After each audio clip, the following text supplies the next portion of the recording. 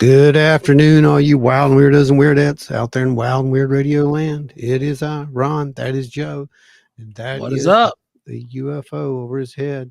And that sign says on air live, because this is the live version of the podcast. And we did finally manage to get the actual podcast uploaded this week, just to let you guys know we are still out here doing their thing. So we appreciate it. I noticed there was a spike, so we appreciate you guys. We know there's a few of you still out there listening. So. Yep. And you came over and you joined us here too, which was really awesome, because I know our subs went up. So please continue to do that, and let's get all you guys over here. Joe. Yeah, thank you guys for hanging out with us. We really appreciate you all that show up every week to hang out with us here on Wild and Weird Radio Live. We have a blast with you guys every Thursday night here at 8 p.m., and it's so awesome that you guys show out. And speaking of the folks who are here, we got Donna Ho in the house. What's going on, Donna? Spooky Appalachia, how you doing out there, Jimothy? Hope you're doing well. Thanks for the shares, by the way, my friend. Larry Hose, what's going on, brother? Good to see you out there. Lisa, what's up, Wild and Weird fam? What's up with you, Lisa? Good to see you. Jen Clower, how you doing, dear? Hope you guys are bundled up and staying warm tonight up there. You getting ready for the weekend coming up. Tommy, what's going on, brother? Linda Sigmund's in the house. We've got Dale Ty hanging out. What's going on, Dale? Gary Schuler, LR. Finding the Trackway is here, as well as the rest of the Trackway clan. We've got Rob Posey in the house. Let's see, who else? Who we missing? Oz, what's going on, Oz? Pat, you're here. Pat's here. That's amazing. Nikki Bennett, what's going on? Terry McCullough, how you doing, brother? Who else we got? Anybody else out there? Any new people? Raise your hands, new people. Chris Coots is in the house. What's going on, Chris? Long time no see, buddy. Good to have you in the house, man. Welcome back. And it looks like, was that Lisa? Yes, it was Lisa. Nope. Spooky party time. Summoning where? Spooky party time. There. So many pictures. Heck yeah. Spooky party. Do it, Joe.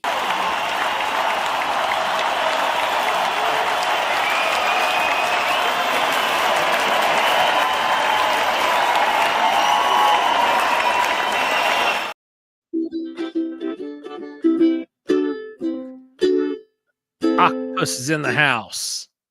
Thank you. LW Marshall, what's going on, brother? Blessings. Uvaru's back. What's going on? Hey, yep, we had pizza tonight too. There, Uvaru. Pizza. Uvaru, that's right, I think, right? Am I saying that right?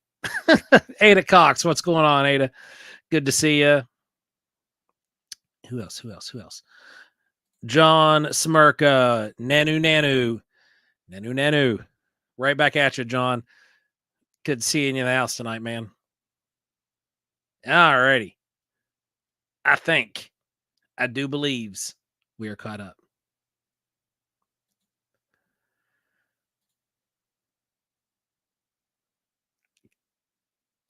So since to kill silence, it is time. This show is free, thanks to our executive producers, Adam Good and L.W. Marshall, Teresa of Teresa's Haunted History of the Tri-State, Larry Hose, Ada Cox, Nancy White, Scott Holbrook, Lisa, Finding the Trackway, Tommy Swigger, Pat, Seth Baines LaMille, Small Town Monsters, Eyes in the Woods, Jamie Snell, James Nelson, our amazing super chatters, Dewey, the Deucer Edwards. Hope you're having a good night out there, man. Spooky Appalachia, Guitar Chains Craig, Travis Reddick, Jeffrey Steele, Russ Bailey, Scoots, Bigfoot, Littlefoot, Terry Summerfield, Sarah Ramsey, Julie Budd, Donna Ho, Angie Breeden, Jen Flower, Jamie Snail, Ike the Fob Daddy Fobber, Ashley Hill of On Wednesdays We Talk Weird,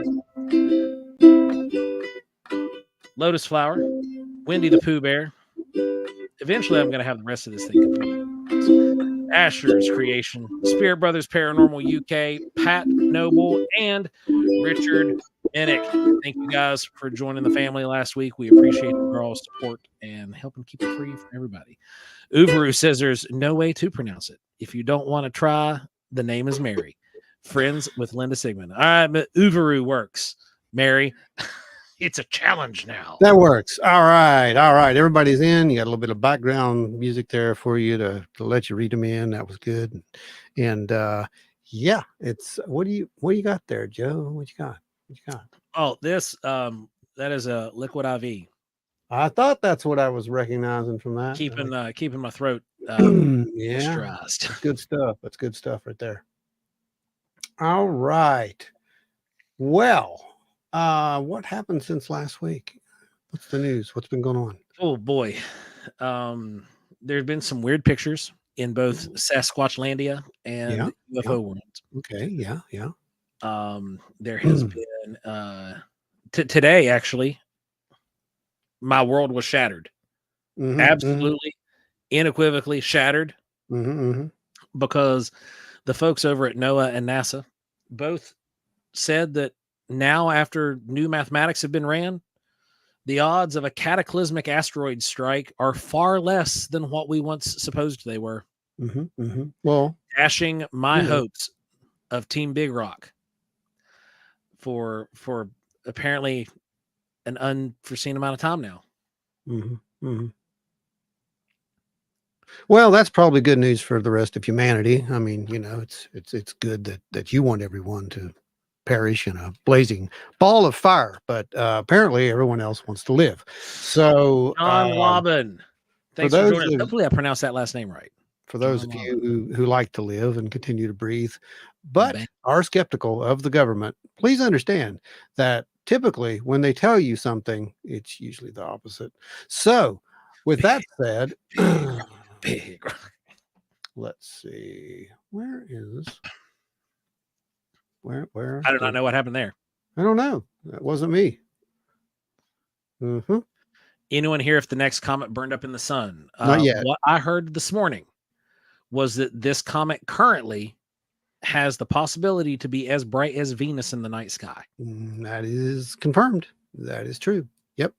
And it was only discovered just, I think, in August or something. But yeah, I mean, the system that discovered it should tell you enough. That's literally our last defense. So they're looking for terrestrial impacts, and it's basically the last gate. So there you go. Spooky Appalachia. Angry Joe. What? Angry Joe. It's for angry.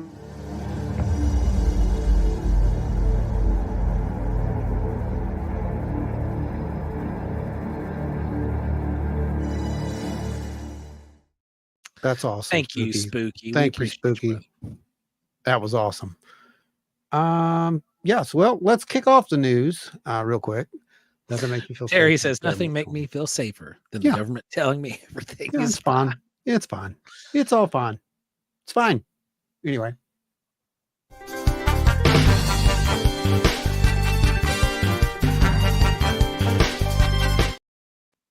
Okay, news time.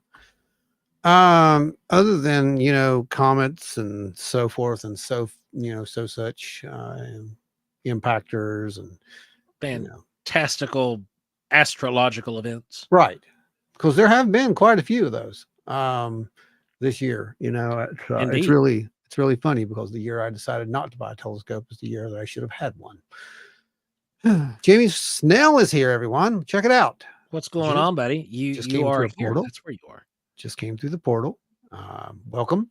Check yourself for radiation at the door. Okay, so in the news, you guys might have heard about this. I don't know. Some people did, some people didn't. Some people don't care. Some people think it's just nothing. another oopsie, right, Joe? No, yeah. I just want to know what kind of an anomaly Okay, yeah. causes you to detonate I don't know. Let's a keep reading and find out. billion-dollar rocket. Yeah. So, Boeing satellite went kablooey, right? Pretty much what happened. It just exploded due to an anomaly. It Okay. probably reported that Boeing had manufacturing errors. Probably. It probably did do that. But here is a little bit of that story for you folks who The didn't U.S. Space know it. Force is tracking debris in space after a satellite manufactured by Boeing exploded earlier this week, the satellite operator said. The Intelsat 33E satellite, which was launched in 2016, provides communications across Europe, Asia, and Africa. It experienced an anomaly on Saturday, Intelsat said in a news release. Attempts were made to work with Boeing and repair the satellite, but on Monday, the U.S. Space Force confirmed that the satellite had exploded. The satellite's breakup left some customers without power or communication services.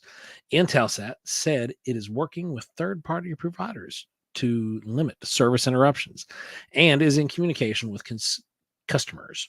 Mhm. Since the breakup, the U.S. Space Force is now tracking around 20 associated pieces of the satellite in space. The agency said that there are no immediate threats and routine assessments are to ensure safety. Russia's space agency, Roscosmos, said that it had recorded more than 80 fragments of the destroyed satellite.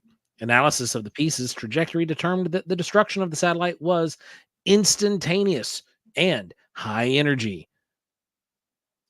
Instantaneous high energy? What? What does that mean, Joe? That is a very, very strange assessment.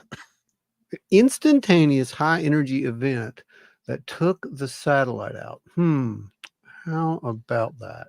Joe, can you read this? This was from July 6, 2024. A low intensity explosion caused Russian satellite to spew debris. A Russian satellite likely suffered a low intensity explosion that created hundreds of pieces of What kind of debris. explosion was that? Low intensity. So theirs was low intensity. Okay, Yeah. go ahead. Both U.S. Space Command and private space situational awareness providers reported that the Russian satellite had a defunct Russian mode. That's what I would like, is a defunct Russian remote sensing satellite. It suffered a breakup event on June the 26th. That event created more than 100 pieces of debris that could be tracked by ground-based sensors. The cause of this breakup remains unclear, but Leo Labs, which is the first to publicly report the event, believes that a low-intensity explosion, either from a collision or within the spacecraft itself, created the debris. That explosion has created at least 250 debris fragments at altitudes exceeding as high as 500 kilometers. That conclusion come from the company's analysis that the debris cloud, using its own tools to look at the number of distribution and debris objects to better understand what created it. While much of the debris cloud has yet to be analyzed fully, our preliminary assessments conclude that the most likely cause of this event was a low-intensity explosion. How many times are they going to use low-intensity explosion in one short article like this? Leo Labs concluded that on July 3rd, the statement posted on LinkedIn, this explosion could have been triggered by external stimuli, such as an impact by a small fragment not currently cataloged, or internal structure failure leading to a propulsion system failure. Now, low intensity explosion, in quotes. And then right here we have satellite had exploded. It's the same thing you just read. I just wanted you to see. Low intensity explosion. This one had an anomaly, but this one apparently exploded with instantaneous and high energy. Yeah, but notice the fragments. More than 80, Russia says, and U.S. Space Force says, about 20 pieces. However, when this happened with this low intensity explosion, 250 debris fragments right here in this. You can see Yeah. it right Yeah. there. 250 debris fragments. And that makes sense. Right. That makes a lot more sense than, this. Yeah, Right. because this high energy immediate type thing is Yeah. almost sounds weapon based, Mm-hmm. Yeah. or maybe it got struck by a Mm-hmm. very large piece of material. Or maybe there's a lot more pieces than 80 to 20 is what I'm trying to get at here. See, Well, it could be. there's a lot I more. mean, you got to think like there's oh my gosh, uh, I would say somewhere upwards of like 40,000 rivets on one of these things, Yeah. and upwards of like 200 to 300 panels of sheet metal, Mm-hmm. Yeah. and it's essentially like a frag grenade, right? Mm-hmm. Yeah. Now, one of the things with a high intensity explosion is it's going to push things farther faster, right?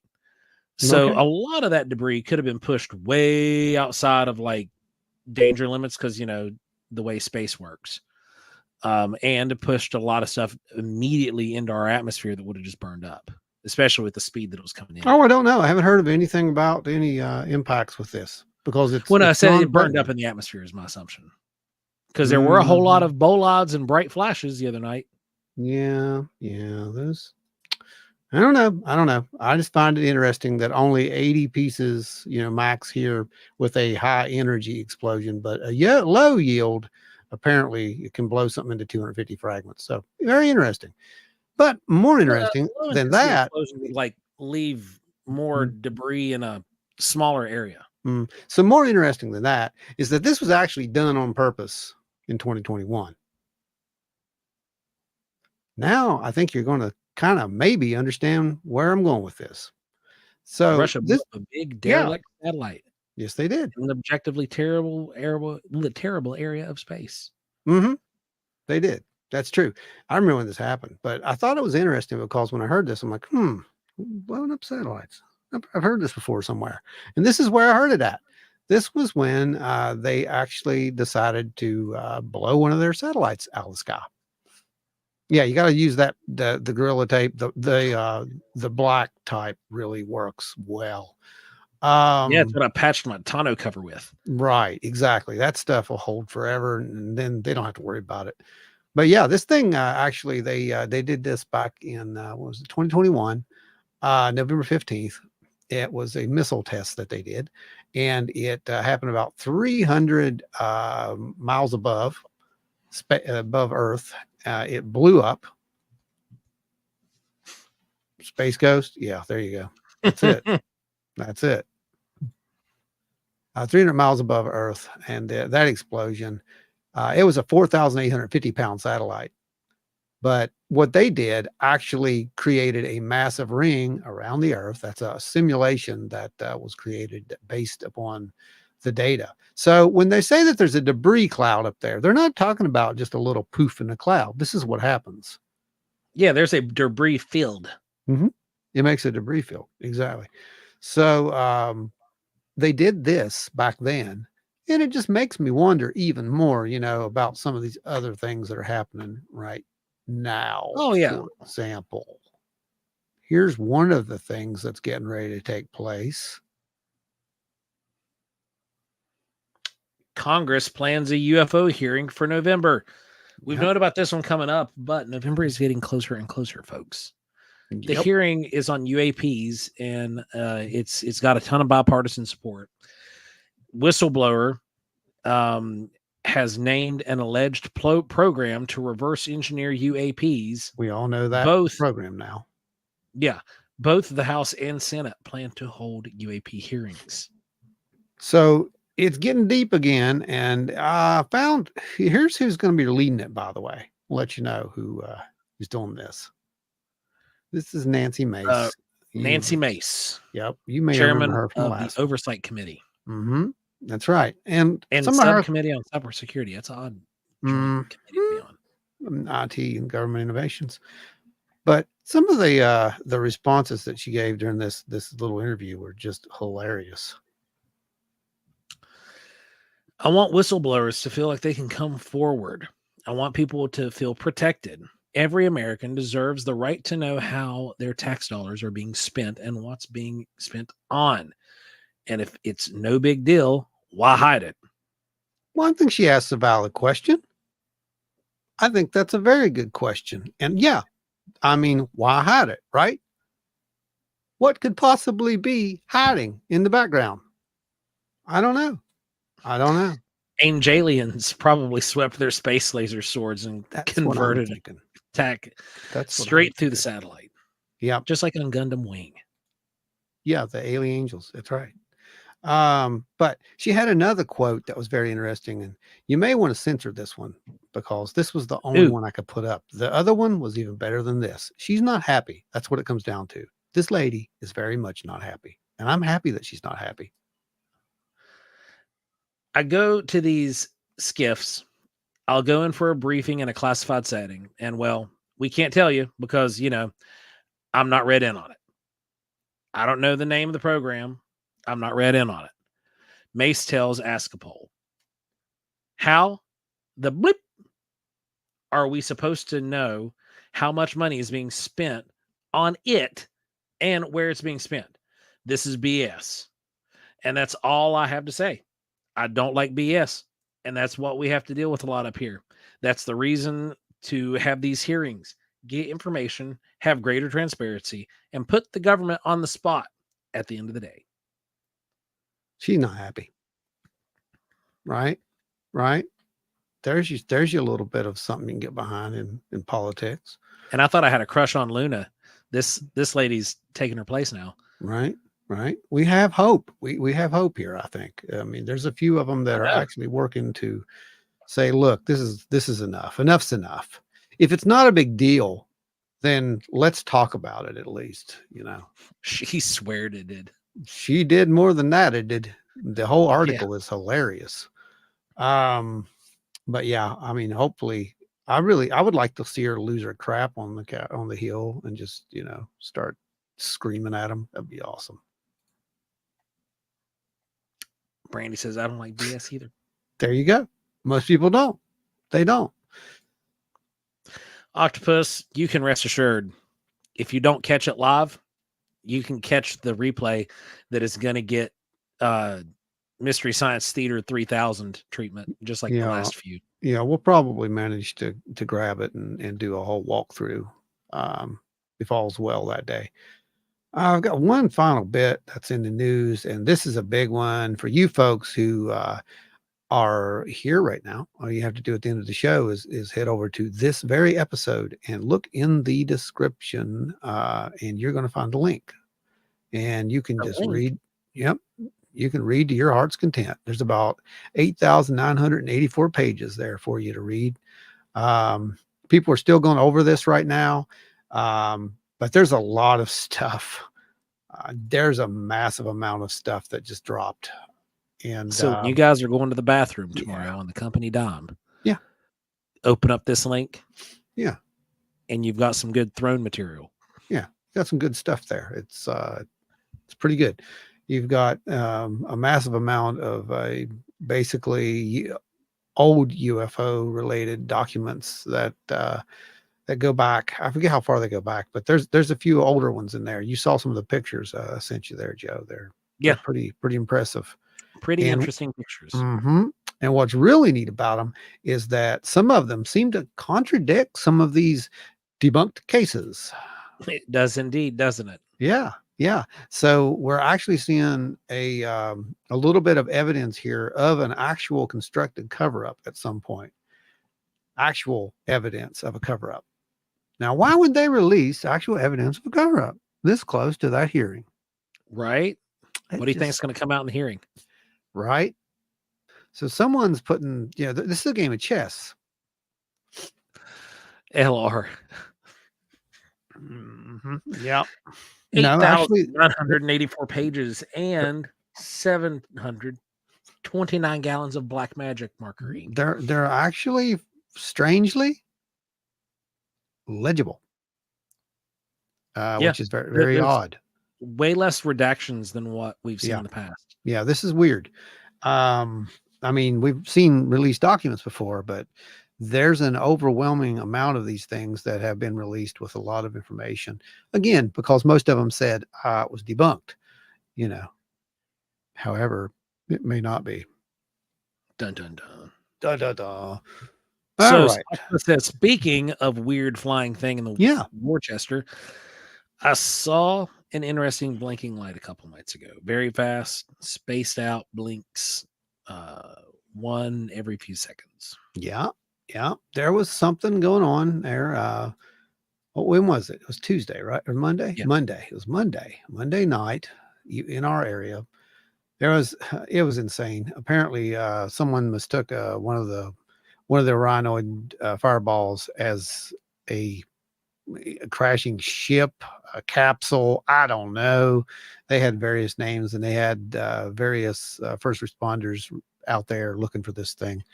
But that same night, this happened around 7 something, but that same night later on, there was strange activity in the sky, and it was observed. I observed it. I actually got a little bit on video, and Tony saw it. Angie saw it. Adam saw it. I think Seth Lamel was there. Seth saw it. Yeah, I believe Seth saw it. I know he was there. But yeah, that's there was something there, and I still don't know what that was, and no one else reported anything. So I guess it was just us. Oh my God, it's Scott Dietrich. What? He showed up. Scott, you still love us. Huh? Look at that. Some people are busy, Joe. They have better LR said things to someone do. posted on all the radio traffic from Metro on Facebook. Oh yeah. Yeah. Yeah, we listened to it. And my neighbor, Yeah. who's a state trooper, he went and he tried to do some digging on it, but said that ultimately they didn't find anything. Yeah, there was nothing to it. It was just a bolide, and I'm pretty confident in saying that, just because of the description, bright green, going down Yeah, to the the green flashes. mountains. Yeah, And and it was during then the Ornid. well, you had that, and then you had the American Meteor Society had the report. We posted that over in the group. That was strong enough evidence right there. My love hasn't faded, just my free Just my time. free Brother, time. I feel that. Yeah, that's a I really feel good that. quote. Thanks That's a for good, burning some of that free time with us tonight, man. that's a good quote, Scott. That is a great quote. Well, I'm going to end the news right here, just in case I decide to turn this one into a actual audio podcast for those folks who may still be out there listening in Wild and Weird Radio Land. God bless each and every one of you. Thank you for being here. And this show, remember, you can join live. It starts at 8 p.m. Eastern Standard, and it runs usually at 10 o'clock, sometimes 10:30. Who knows? It just depends on what's going on and how much coffee we've had to drink. But for you, it ends in 1 hour. For the rest of us, it goes on forever. See, that's how it works. But yeah, so come on over here. There's more of the show, is what I'm trying to tell you. If you're just listening in Yep. audio land, there's a lot more of the And you're show. missing out on a bunch of fun stuff. Yes, yes. Normally the back half of the episode kind of comes unglued. Yeah, it really does. We have some really good people who bring in some really cool questions, and it turns into sometimes it's down the rabbit hole, but man, is it really good. And it's a fun show. So come on over, be a part of the whole conversation. Don't just sit there, just jump in. It's a lot of fun. All right, I'm into the news right there on that.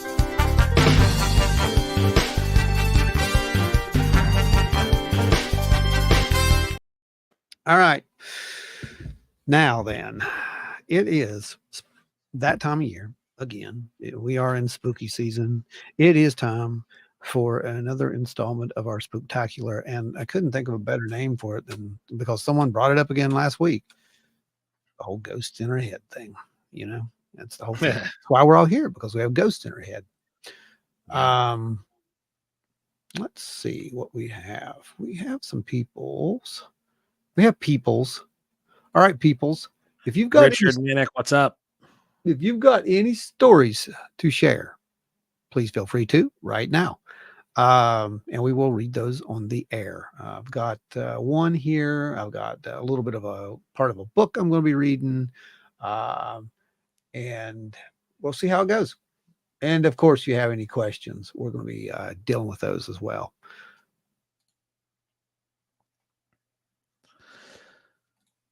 And when Ron and Joe break out the jazz hands, party time's in full force, baby. Oh, yeah, it's totally party time. See me, I'm ready to party. No. The chat is fast and furious tonight. One puppy potty break later, and I'm totally lost. It's pretty much all over the place. Just to let you know, Trackway. It's out there. It's out there. It's moving. It's faster than that speeding objects. It's heading for Earth. You know, Allegedly. allegedly. Oh yeah. Real quick update on that. No word yet, people. Just letting you know. Okay. All right. Before any of us get started here, now's your chance. Ask your questions, and so we can get to that. That way we don't lose you during one of the recountings or what have you. And they can be true stories or not. This is spooky season, so feel free, make up your minds, make up your own stories. Don't really care, if you want to believe it, you can believe it. All right. Well, you want me to go ahead and kick off his reading one? Hang on. Let's give him just a second. You read all the thank you crap strike here, right? So we can. Oh yeah, I just started them back up though. I'm going to hide that for just a little bit in case somebody says something there. Oh, it still pops up over top of it. Oh, it does? Yeah. Let them roll. Oh, cool. Let them roll. Yeah, I'm normally the one man in the seat on that one, so they all pop up there. Alrighty, you ready for me to hit that one? Yeah, go ahead. Just go ahead and hit that one, and we'll see. Who did this story come in from? It doesn't matter. Just it's okay. See, that's how we're doing this. So if you guys want to share your Sherman. stories, you can share your stories that way. So all you got to do is send them in. We won't say your name, obviously. Change your name so we don't say your name, and we'll go from there. Go ahead. Okay, Sherman, set the Wayback Machine. We're headed for 1980. I was 10 years old, and I was running around with a new friend who was another paranormal weirdo like myself. If you're familiar with Harry Potter, just imagine Luna Lovegood, and you have a pretty good idea what Holly was like. The thing about Holly was, as strange as the stuff she could come up with, most of the time it turned out to be correct. So it was in the interest of science to go along with her and just see what would happen. Now, several years before we met, a spirit had moved into the closet behind the fireplace and under the stairs in a section of our basement known as the game room. My sister and I were both pretty unhappy about it because we didn't know what it was and no amount of research helped. After a time, we kind of got used to it and we named it Larry. Not long after Larry came to stay in our family, we went on a trip to Finland to go see friends for about a month. In the process, my sister and I picked up a few Finnish words and joined our friends in yelling the closest equivalent to a Finnish insult as we could. And we yelled them at the mean boys who lived in the apartment building.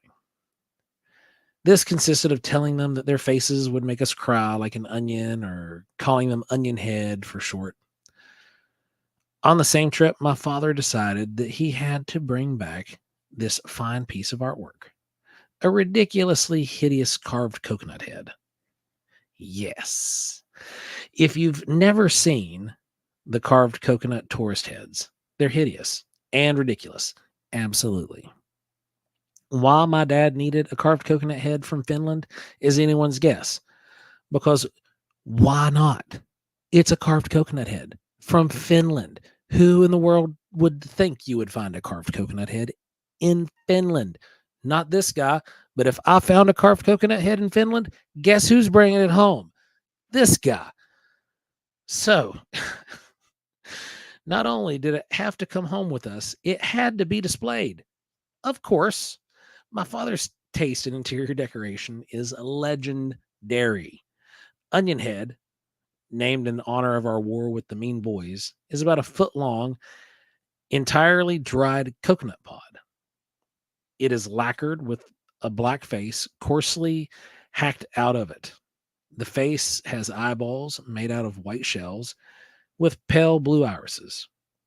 It has a wide red mouth with white teeth, also made out of white shells. My mother found the perfect place to display this fine folk art. Onion Head was hung on the inside of the door jamb in the unfinished section of the basement where the tool room, the laundry room, and the pantry were. So, when I told Holly about Larry living in the basement, the first thing she said was, "We have to exorcise him." Of course. That can't live here where people live. She wasn't entirely wrong, but exactly how are our 10-year-old selves going to exorcise a ghost? We lived near a Catholic church, and I could probably get holy water, but I didn't think we could get a priest to come out. Certainly not to ask my mother to call for a priest. So I said, "Okay, what do we do?" Holly paused and said, "I know what we need," and took off to the unfinished section of the basement.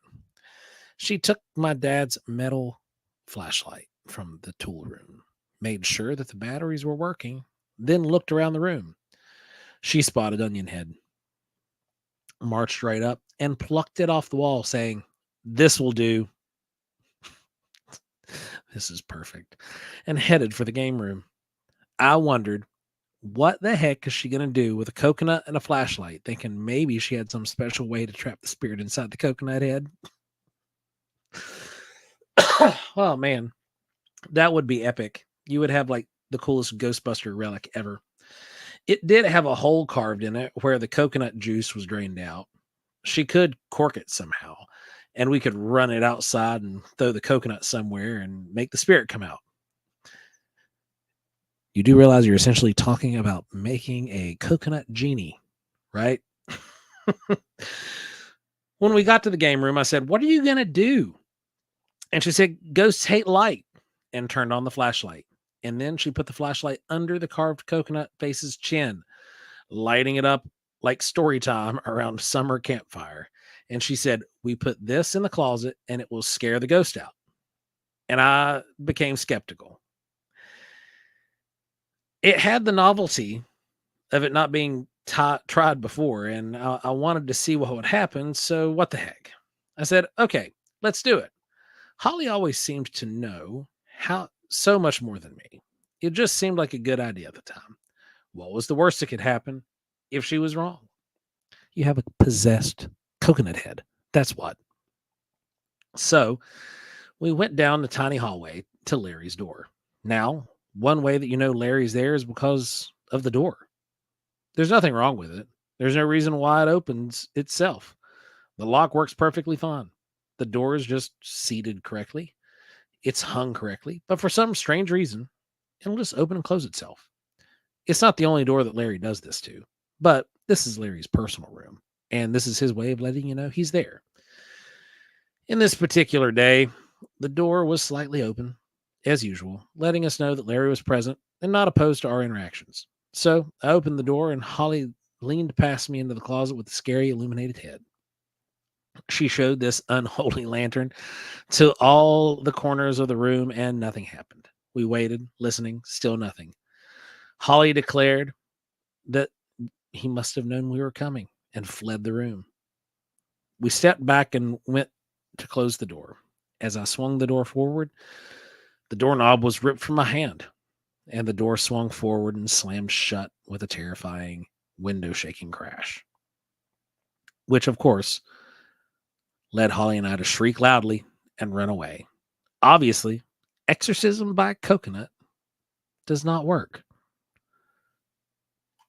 What do you make of that one? There's the beauty right there in all its glory. I mean, you can't say it doesn't work unless you try. Right? So, bravo I mean, for Dan trying. Aykroyd would probably try it. I mean, yeah. I mean, why would you not try it? Hi, Ron and Joe. I don't want to say my name, but you can call me Finding Buffet. Hey, the Puckwudgie Whisperers here. What's up? Oh, that's great. How you doing, Susie? I'm here for the Squatch news Joe mentioned.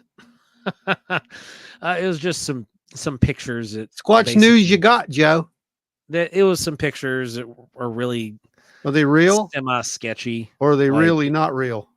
Yeah, exactly. They're just kind of sketchy. And then there was I actually sent Darby Orcott a message, and he responded back, and he responded back apparently forever ago, and I just missed it. But they are apparently plugging away really, really hard at this DNA study.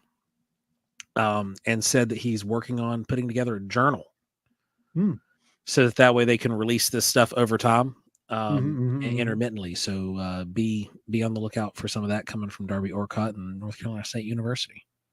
Fantastic. So there's the Squatch news. There's some Squatch news. Tommy Swigger, am I the only weird person who likes pickled corn? No. I love some pickled corn. Pickled corn is good. Pickled corn and been had it forever. No, those two things don't go together. Let's just be real. Revenge of the coconut, exactly. Yeah.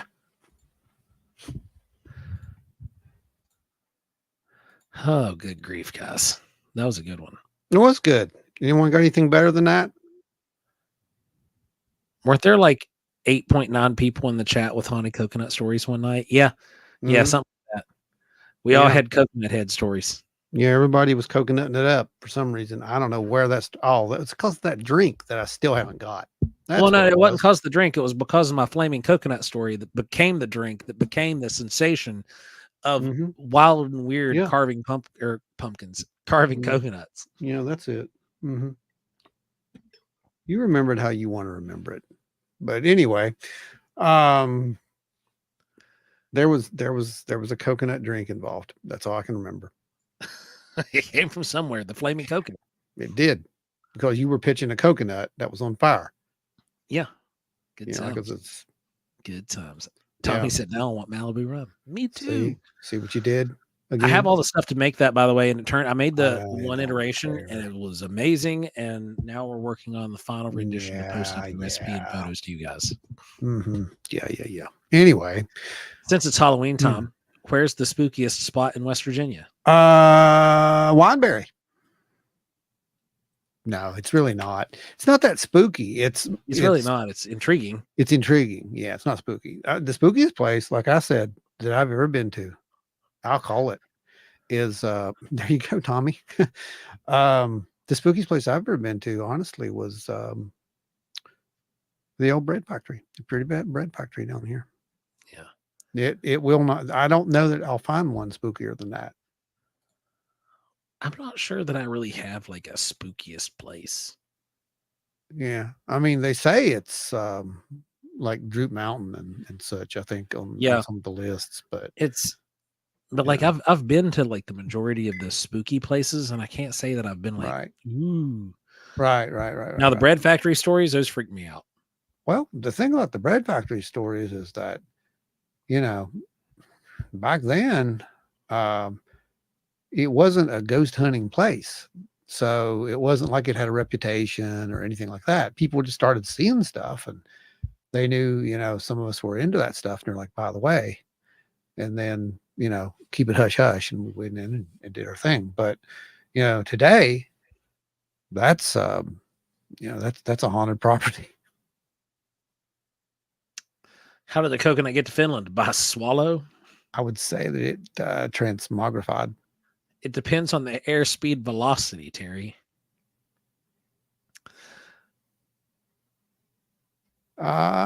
See what Chris did there. He's funny. I'm trying to catch up. I went way back. Coconut drink first, memory loss later. Does that mean if you go into the bread factory, you're toast? Well, there was a person who did indeed do that. So, yeah. Gary Schuler says Trans-Allegheny. I don't know if I'd call it like the spookiest place. I'd probably call it like one of the most mold-ridden places. There's a lot of that. That basement, you can just smell it. You get down in the basement area, and it's just like instantly bad allergies. Nita, been bum rushed by spirits in a couple of places. Check that out. I've talked to people who had that happen. It wasn't pleasant. John Smirka, sketchy squatch. Say that 5 times fast. Yep. Is the swallow an African or European? Monty Python fans, I love thee. Anita said they wash up on the shore there, brought by a southern current. That's cool. Never would have expected that. Yeah, right. Well, apparently these folks want some carved coconuts. We got to make that happen next year. Oh, yeah. Well, Gary luckily found us the hookup on how to get coconuts. Yeah. So we've got to do some carved coconuts for these folks. If they want carved coconuts, they're going to have to raise their hands and let us know it's worth time, because believe me, our time's worth a lot at this point. Oh God, yeah. But we will make that sacrifice to appease our friends. Beat said, "I'll tell my story, but don't laugh. It really happened. I haven't told many." Oh, please. We don't laugh at stories unless they're Joe's or Brandon's. Right? Especially Brandon's. I hope he's watching, because I just dissed him. And it's no fun when he's not here. I do not snort mold. Well, that's good.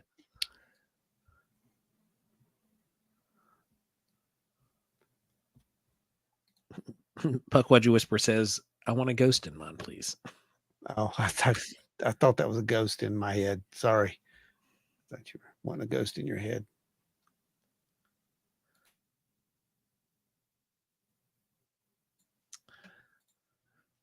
We'll call them moth nuts, Ron. No, that's not a good thing at all. I don't want to do that, Gary. I don't want to do that. Oh, man. Beat says, "Here we go. Walking out in our backfield about 3 years ago, I kept hearing noises. I looked up and saw people walking behind a covered wagon. They were in old attire, long dresses, bonnets, etc. A lady waved and then disappeared." Well, there's nothing funny about this at all. Yeah, this is pretty serious. I mean, and especially out west where you live. Yeah, that's pretty serious. I mean, that's and honestly, that's pretty par for the course.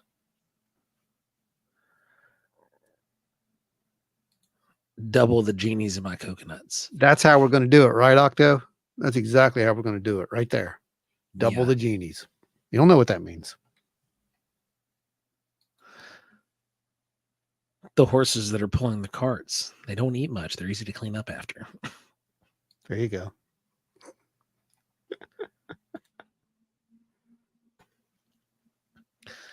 What's going on, Hellbent? Good to have you guys in the house. Yep, from Kansas farmland. Oh, boys. Straight on the Oregon Trail. Oh, man. There you go. Right there. Those ghosts probably died from dysentery. That is the only joke I'll make about that. Oh, don't do that. But for real, that is some prime area. You want to talk about the whole stone tape theory?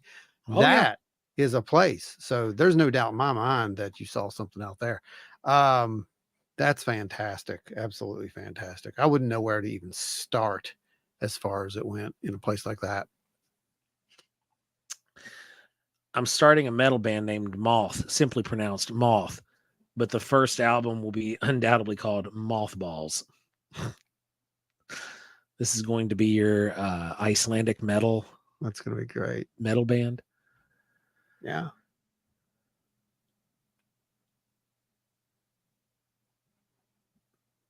Beat says, ooh, maybe. My roommates and I used to interact with a Native American band. Apparently, it was across time, though, and not actual ghosts. Time slip. Time slip, yeah. Wow. Gary Schuler, traveling to Adams, Tennessee, home of the Bell Witch this weekend, one of the oldest Southern folklores. Yep. If you're heading down that way, man, reach out to the Deucer. See if he's driving up to some old Bell Witch territory, and have him give you the grand tour. Do not read Anita's response, period, because it'll just go down the rabbit hole into the toilet. Don't do it. Don't do it. Anita. How? Why? You know, Like, sometimes I think that we have really great people, right? And I think that they're so smart because, you know, we can question these things and maybe come up with some ideas. And then I see something like that and I'm like, dear God, tell me that's a joke. right? That is like, how did you even get past the Yeah. I can't. Yeah. I don't know. Brandy, I had a shrunken coconut head that was made into a scarecrow to keep critters and the boogeyman out of my garden. It would work. It would work, Brandy. Beats says you guys are somewhat sick, but I love you. Thanks, Beats.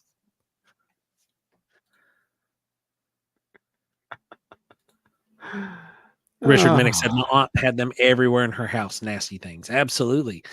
For whatever reason, it was like the late 80s, late 80s, early 90s. Mothballs were like the thing.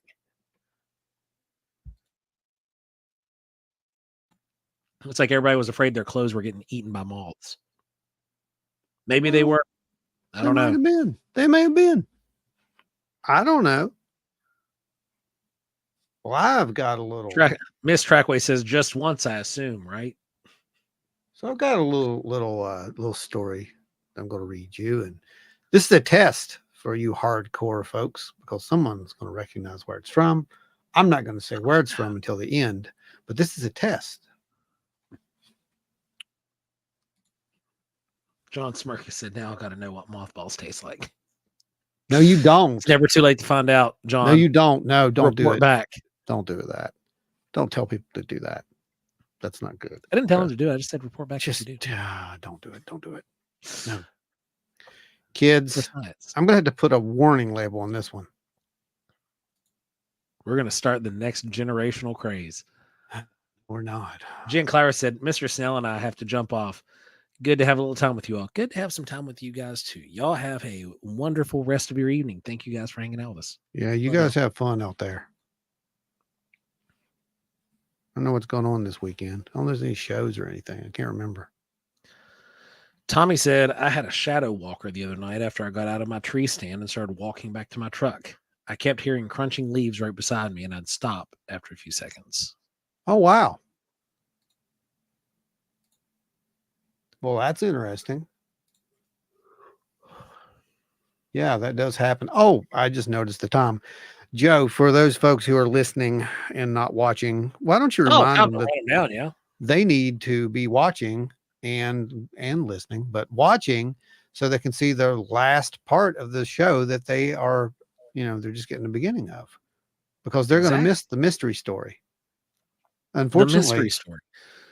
So, folks, all of you guys listening out there in wild and weird radio land in audio only territory, please jump over, join us over in YouTube land, where we have extended show hours. We post up all kinds of other crazy videos from time to time. But most importantly, we're live, and you guys can interact with us on Thursday nights at 8 p.m. Eastern till around 10 p.m. Eastern, sometimes later, especially when school's not in session.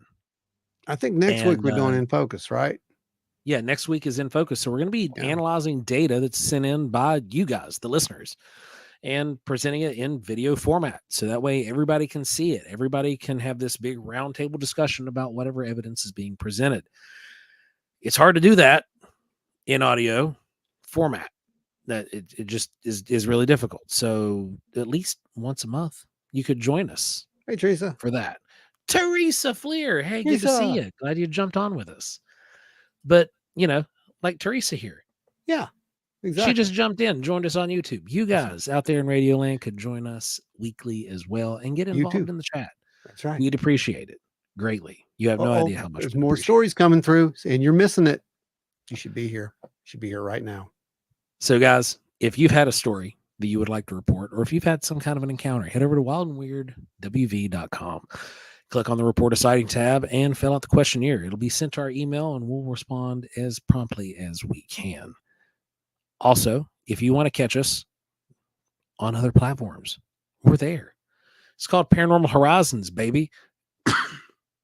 Go over to Small Town Monsters YouTube channel. Check it out. It's a good time. Dang it. We love it. People love it. It's a blast to be a part of.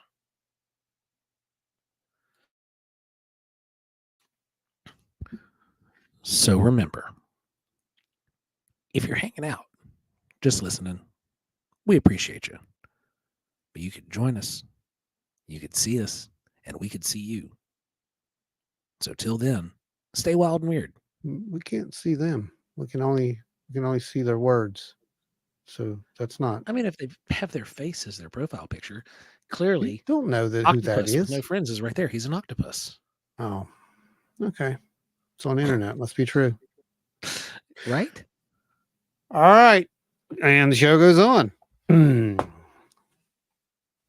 Somebody sent something. You might want to start that. I got it flagged. Go ahead.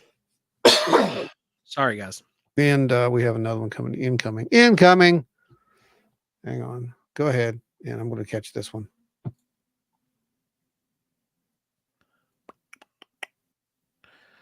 Alrighty.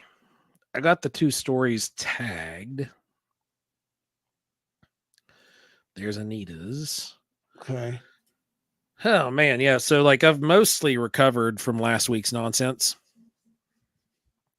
I've only had to mute the show for me like 4 or 5 times tonight.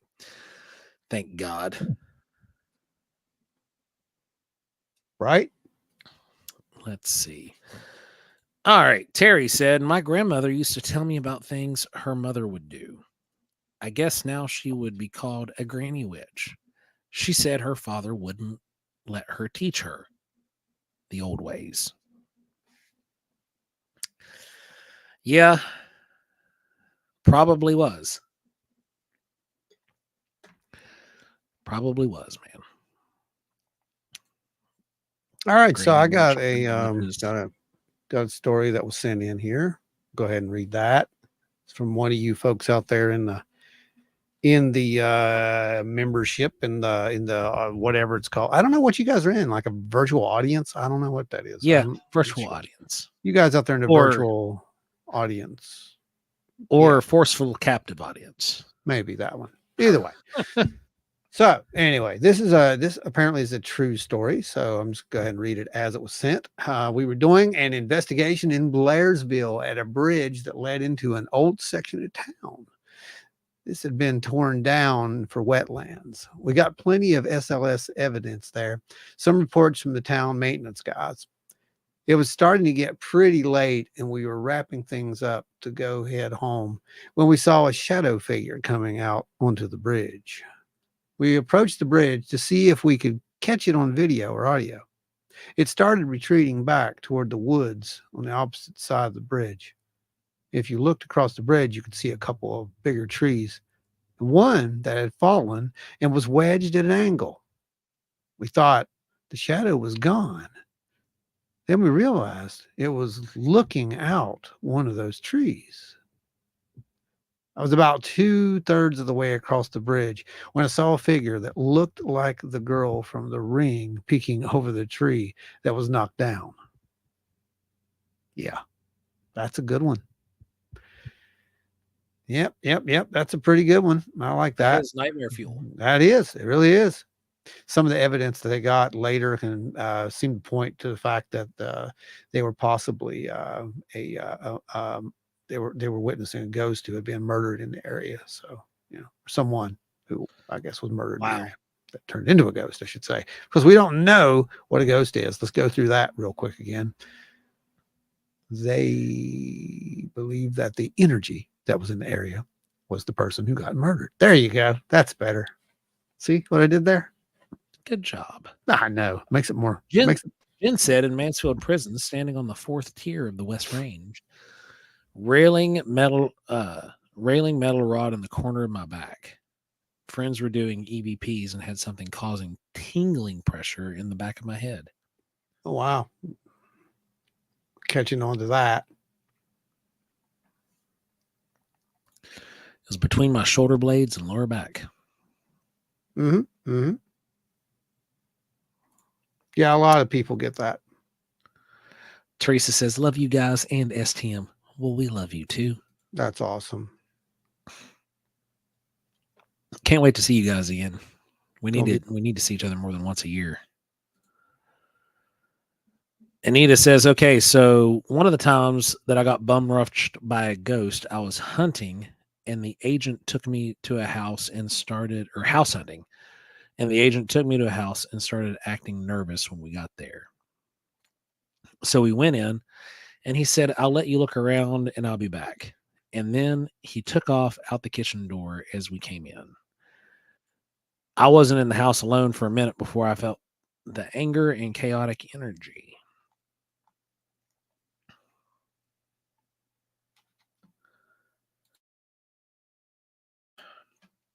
We were house hunting. It was like back in 2017, late 2017, early 2018. And yeah, I'll put all those up there. The energy pressure is like in my right. Turned around a second, saw a small old man in rage. We had we were looking at this one house that was over along the river in a town called Eleanor. And Kelly and myself and the realtor, all three saw these weird shadow figures that kept moving. And the realtor was relieved to find out that she wasn't the only one seeing them. Do you remember when I called you and told you about that one, Ron? Oh, I remember that well, yeah. Mm-hmm. It's literally the exact same thing that she's saying, except for she saw the whole furnished room. I could see the furnished room around him and it was empty now, different carpet, and he slammed up against me screaming. I was seeing him versus three young men, and it was a home invasion. Wow. Mm-hmm. Talk about a psychic impression. Mm-hmm. Ain't that something? That's something. Tommy says, has anyone else seen the photos of Dr. Greer's aliens? He captured them on his phone floating in midair. One looks suspiciously familiar to a graveyard ghost. Are you freaking kidding me? You got to send me the picture now, Tommy. Yep. Go get them. Because if it is, we're going to have issues. Yep. Whoops.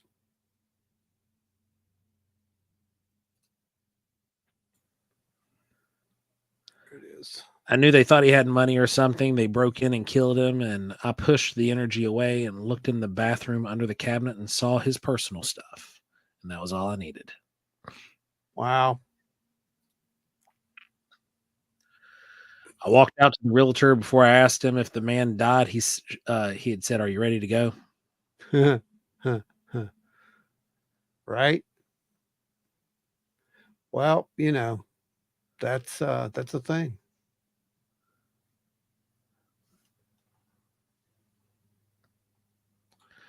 Brandy says, my sister lives very close to where murdered WV co-ed bodies were found, and it's scary at night. Oh, Lord. So.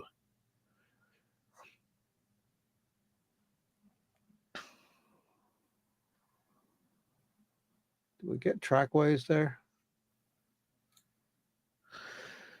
Pulled into my mother-in-law's driveway, and my hubby asked, do you think they're home?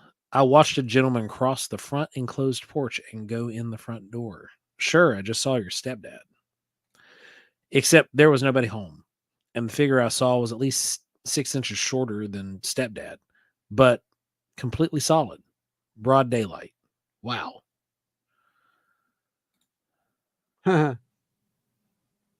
Wow. Isn't that something? Lisa said, I want to go to a really good place and do some investigating. Getting really bored with the same old stuff up here. Tommy said he's not saying it's the exact same picture that was posted on here, but the shape and form is pretty similar. Yeah, I like to see it. That's Yep. good.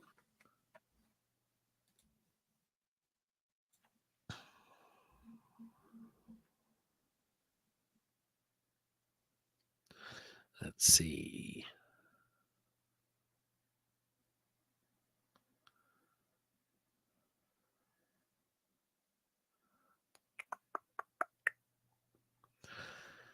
Trackway said Mom's place is still haunted.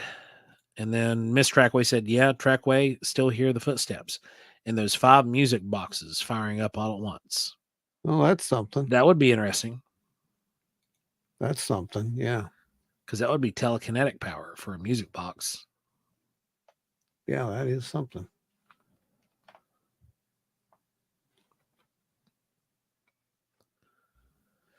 Okay. Here we go. We'll let you guys figure out what I'm reading from after I'm done. I'm not reading the whole thing, just letting you know. And then feel free, like I said, to ask questions, post your own stuff. While this is going on, it'll get tagged and then we'll come right back to it as soon as I'm done. So let's see. This one took place in Minnesota. There was 2 women. They were out watching a familiar sight. They called the familiar sight little flashers. They were bright, blinking lights that danced around the sky almost every night. Suddenly, one of the objects descended rapidly and hovered at the far end of the field where they stood. It swung back and forth a few feet above the ground. Colored lights flickered all around its glowing rim. Once one of the women let out a little gasp and crumpled to her knees in a trance-like daze. Her friend reached for her, but she was immobile. Her head was dipped down.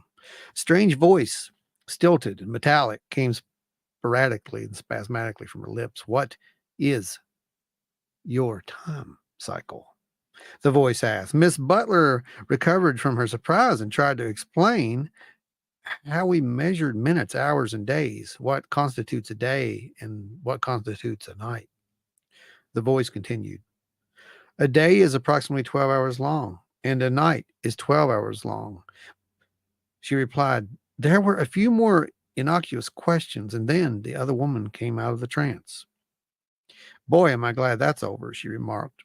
The object shot upwards, believing that they had communicated with a flying saucer through some incredible telepathic means. Both women were naturally excited. But later, when they tried to discuss the incident with others, they found that they suddenly came down with blinding headaches. Anyone know where that's from?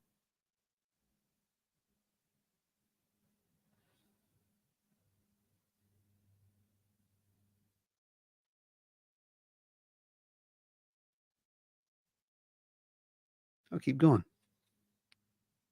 Maybe you'll figure it out. It's John Keel's work, isn't it? Just to narrow it down a little. It is.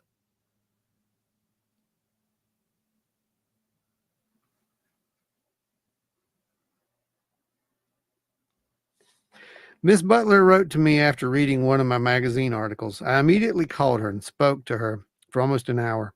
It's strange, she declared, but this is the first time I've ever been able to talk about these things without getting splitting headaches.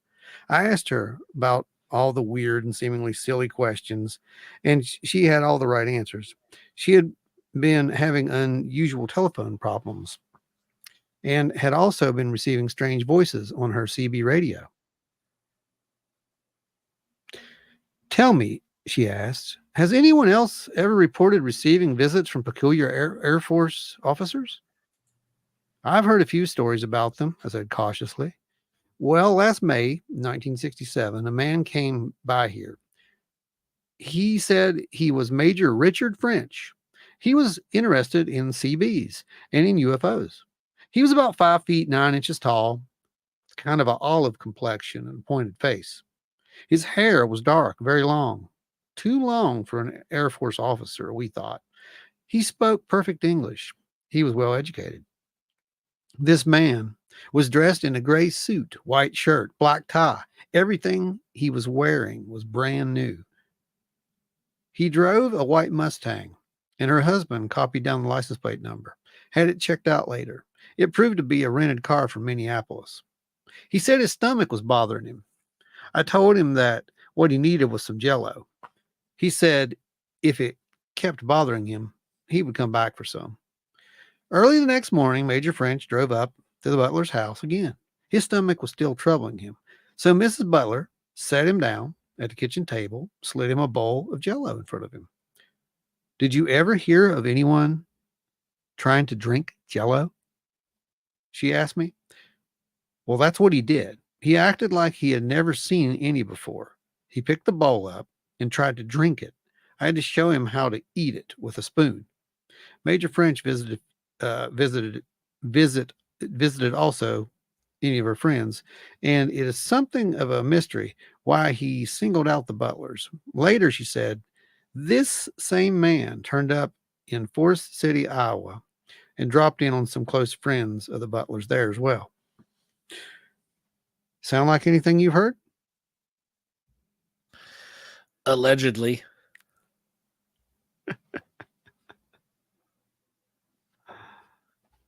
How about you guys? Anyone? Any guesses on where that was from? Beat says Point Pleasant. Well, the place was in, I believe it was Minnesota, right? Let me find it again. Just had it for a second there.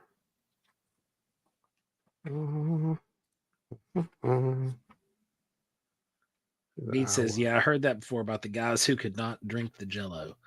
Yeah. Yeah, he couldn't drink the Jello. Isn't that something?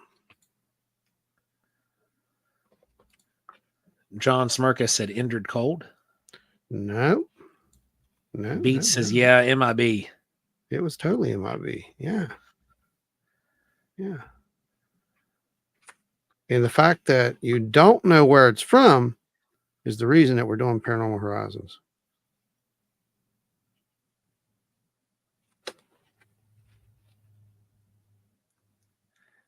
Yep.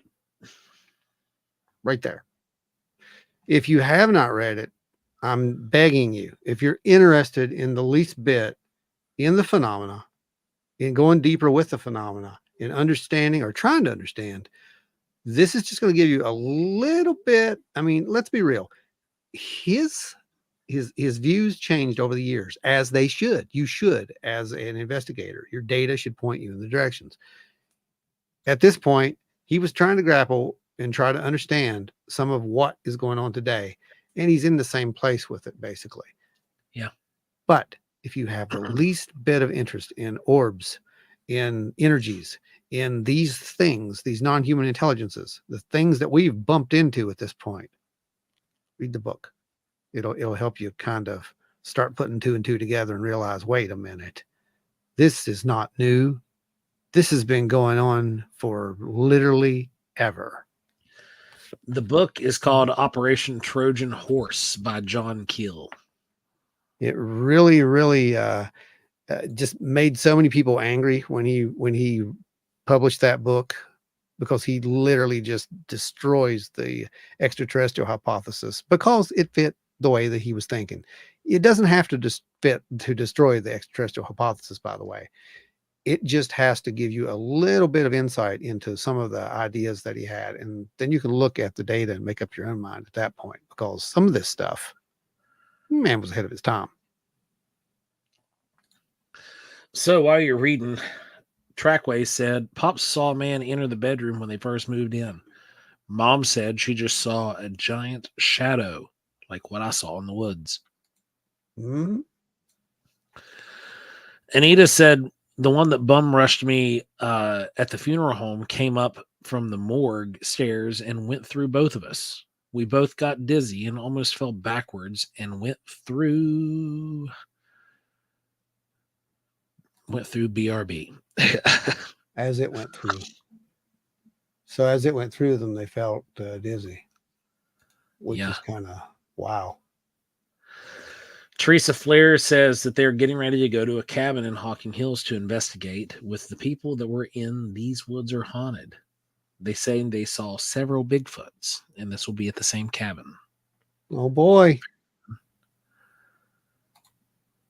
Tom Sawyer says, I remodeled a local funeral home in my hometown. It was late after dark, and of course, I was trying to get cleaned up using my shop vac. Every time I turned the shop vac on and started sweeping, after a few times of being, oh, there we go. The vacuum would turn off. After a few times of being snookered by the ghost, I politely asked him to stop. It listened to me and finally finished cleaning up my mess. The next morning, I went back to work, and the shop vac was Indian embalming room, which I definitely didn't leave in there, but I believe the ghost knew I had a bad feeling about the room and didn't want to enter it to get the shop vac. Wow. Isn't that something?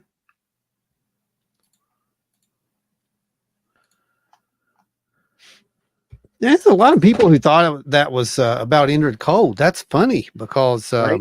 yeah. So, since you said it, let's delve into it, because there's a lot of people who kind of got some of this wrong, I think. Don't you think? Oh, yeah.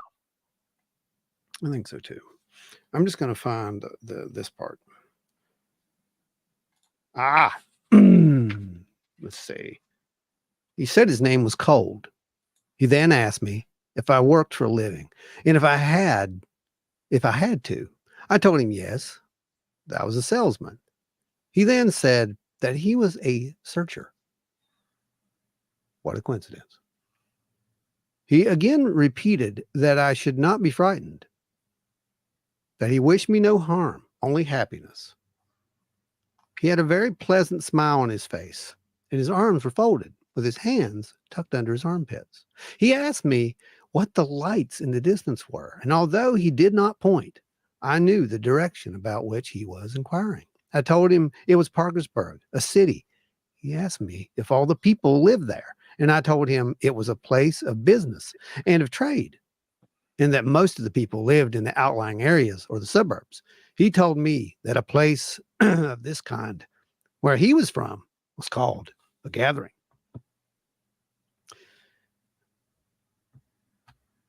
Anyone, does that sound familiar?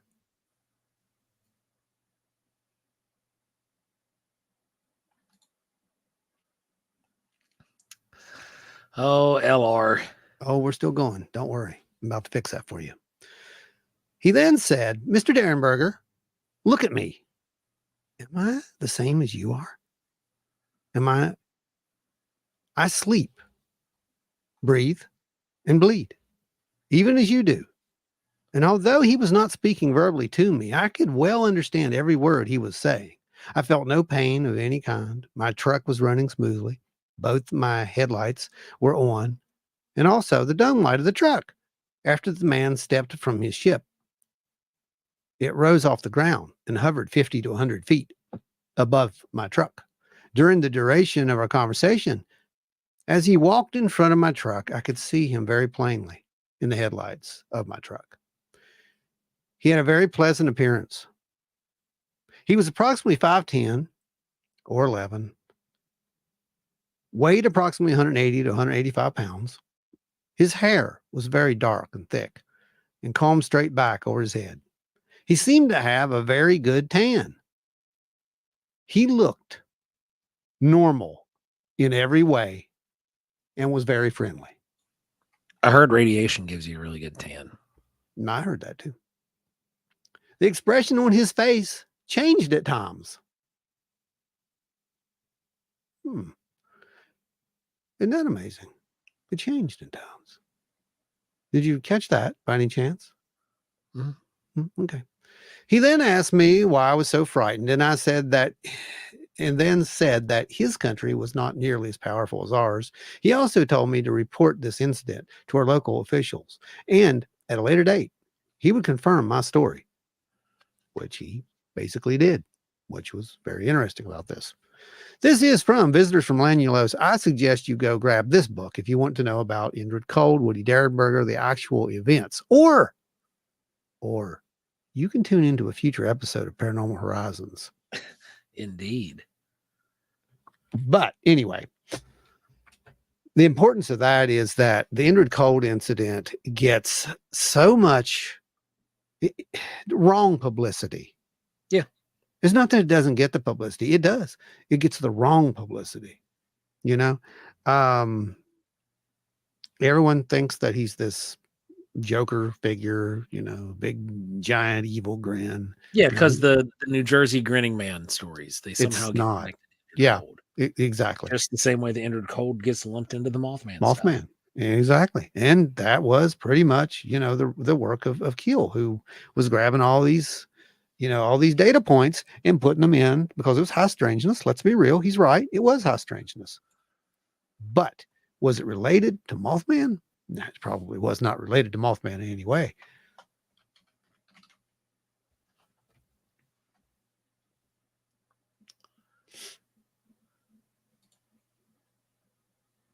Let's see.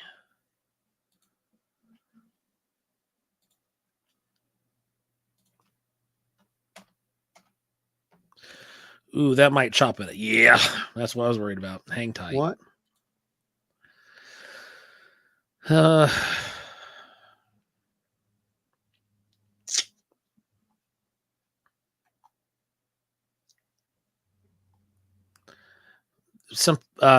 couple people were asking for a link to the book.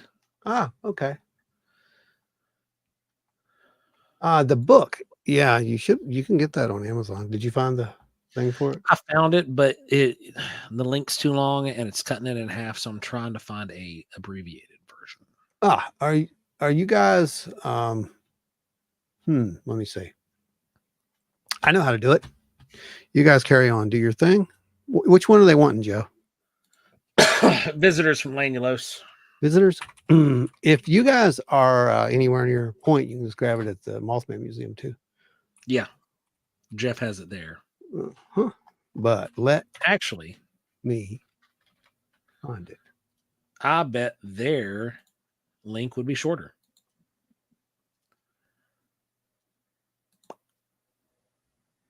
Let's see if this one works. Did that work?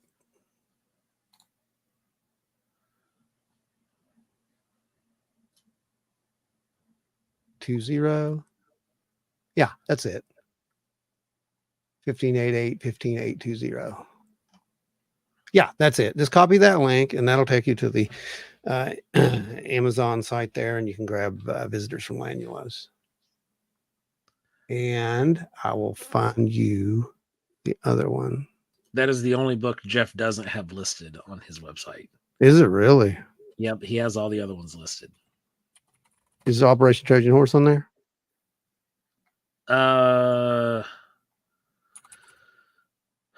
Two different versions of Mothman prophecies. And nope, sure isn't. Not on there? Nope. Oh.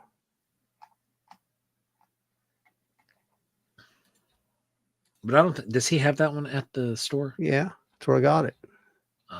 Might be out right now. Oh, let's see if we can find it.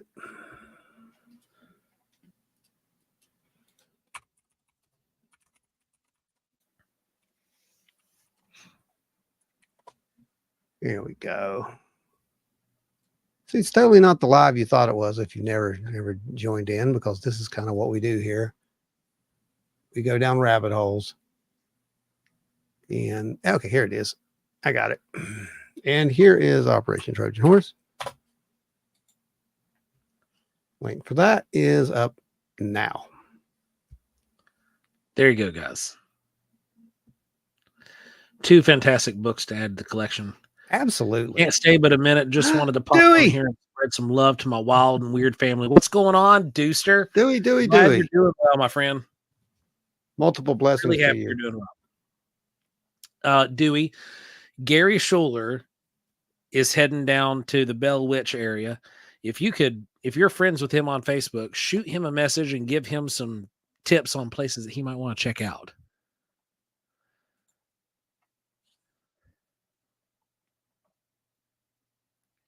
But really happy you jumped on, man.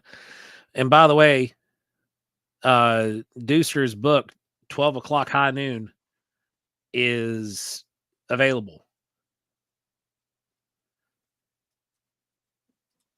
Let me see if I can go grab a link for it real quick.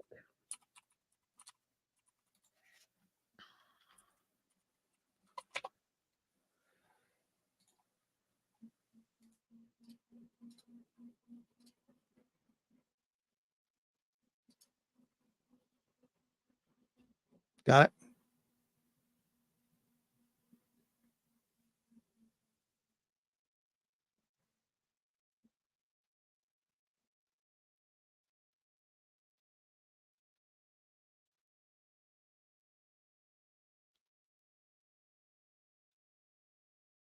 Dude, it was Gary Schuler, I believe, right? Yeah, is that who it was? Yeah, Gary Schuler. Yes.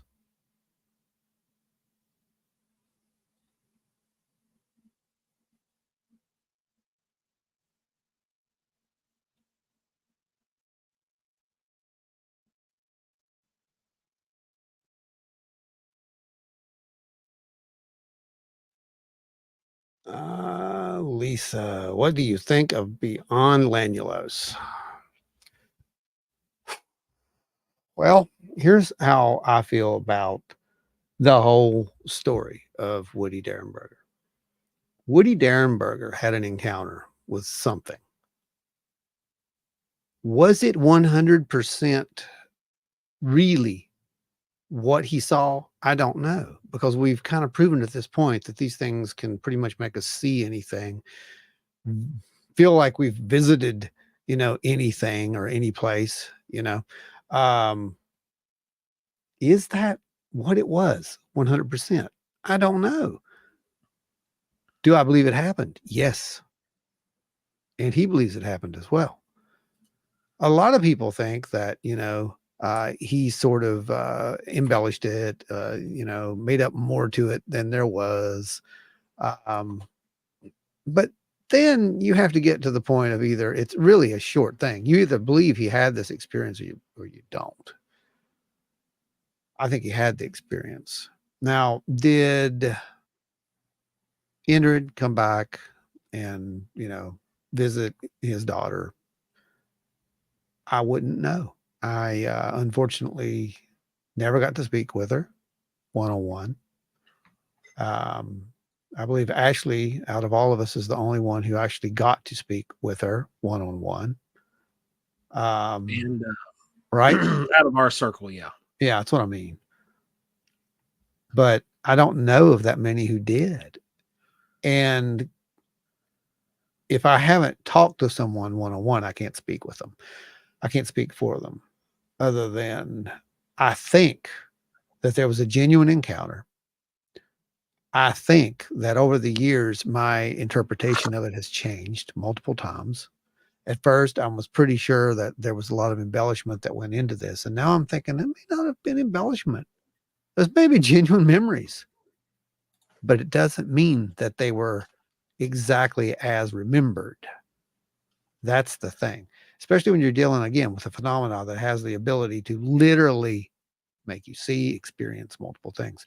Remember, a lot of these contact experiences, they're almost in a virtual reality type situation, like a setting in your head. So that would be very real to you, wouldn't it? I mean, that's how that yeah. would appear. So Yep. yeah, just keep watching. Keep watching Paranormal Horizons.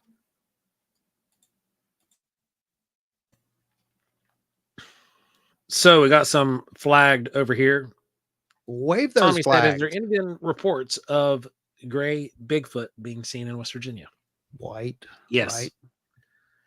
White, gray, blonde. Mm-hmm, mm-hmm.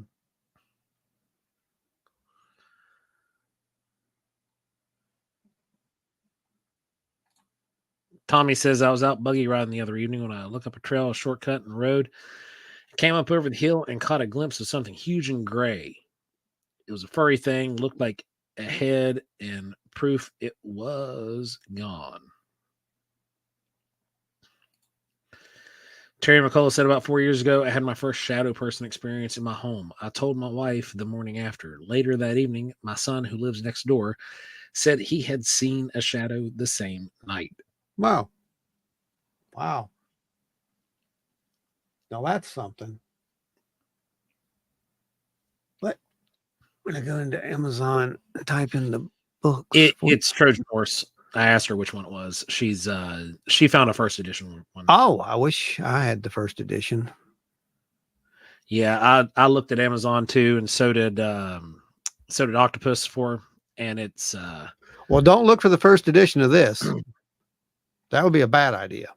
I was went on there and looked. Oh yeah, I was went on there and found the same thing. First one's $19. The second one's $43. It's Yeah, a hardback. you're gonna pay 19 for it. This you're gonna pay about $19 for this book, even if you get it at. It's a big book though. Yeah, it is. Yeah, that's about right.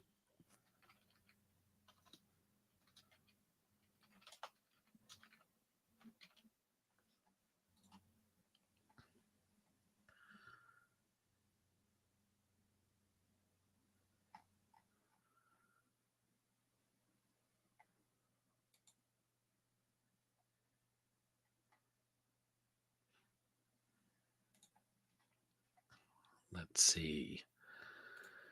Terry says his dog woke him up barking, and he looked up and saw someone standing in his bedroom door. He rolled over, pulled his gun from his nightstand, and rolled back, and it was gone. You know, I mean, I'll be honest with you. I got cats, so I'm going to give you guys some advice. Right, you guys who have these issues with these, night visitors, shadow beings, whatever, those things that go bump in the night. And I'm not making a joke of this. I'm dead serious because I'm an experiencer. I've seen weird things. I found that a cat is the best peace of mind that you can possibly have because you can always blame it on the cat. Always. Strange noise in the hallway, cat. Someone scratching at the door, cat. Someone moving things around, that's cat. It works. It works on multiple levels. So, if you like cats, get a cat. It'll definitely help you. Yeah, we saw that, Dewey. It's going to be freaking awesome. Yep, we're excited. We'll be on it when it drops. Don't worry. We'll make sure everybody knows. Pushing it. Beat says cats are the best. Thank you. Yes, they are. John asked, "Do you attend the Mothman Festival?" Of course, we attend the Mothman Festival. We kind of do that. We've been doing the Mothman Festival since 2017. We do a lot. There's a lot. Yeah. Yep. There's a lot. There's a lot. I think there's. Is this the first time you've landed over here with us, John? I mean, I know it's the first time I've seen your name, but is it the first time you've actually found us, like Ron and Joe of Wild and Weird and Zorp and Cargon? I think we probably, have been there a few times.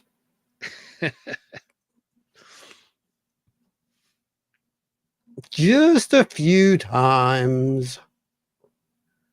But yeah, it's a good time. We love the Mothman Festival.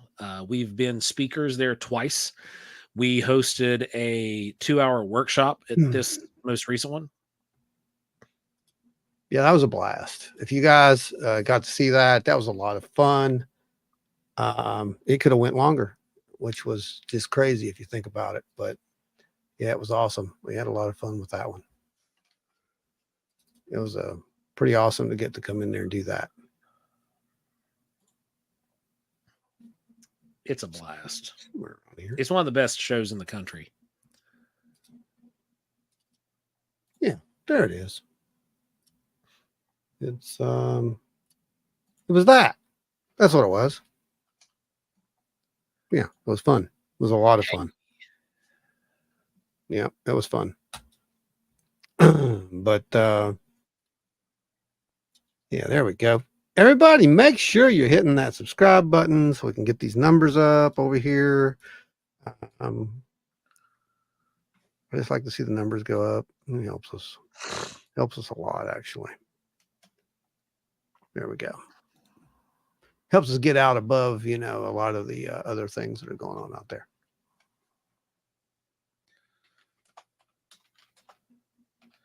Yeah, the sensational. That's what I'm saying. Yeah, we don't, we're not sensational enough, I think, is what our problem is. I'm not out here screaming aliens are coming, Nibiru, other conspiracy words that I won't say because they hurt my throat when I say the words. Yeah, I don't talk about that stuff anymore. Probably because I figured out over time that there's some real stuff out there, and then there's some no, wait, what? Subscribed and liked. You weren't subscribed? You're fired, Anita. Oh my gosh. One job to do. Anyway, thank you.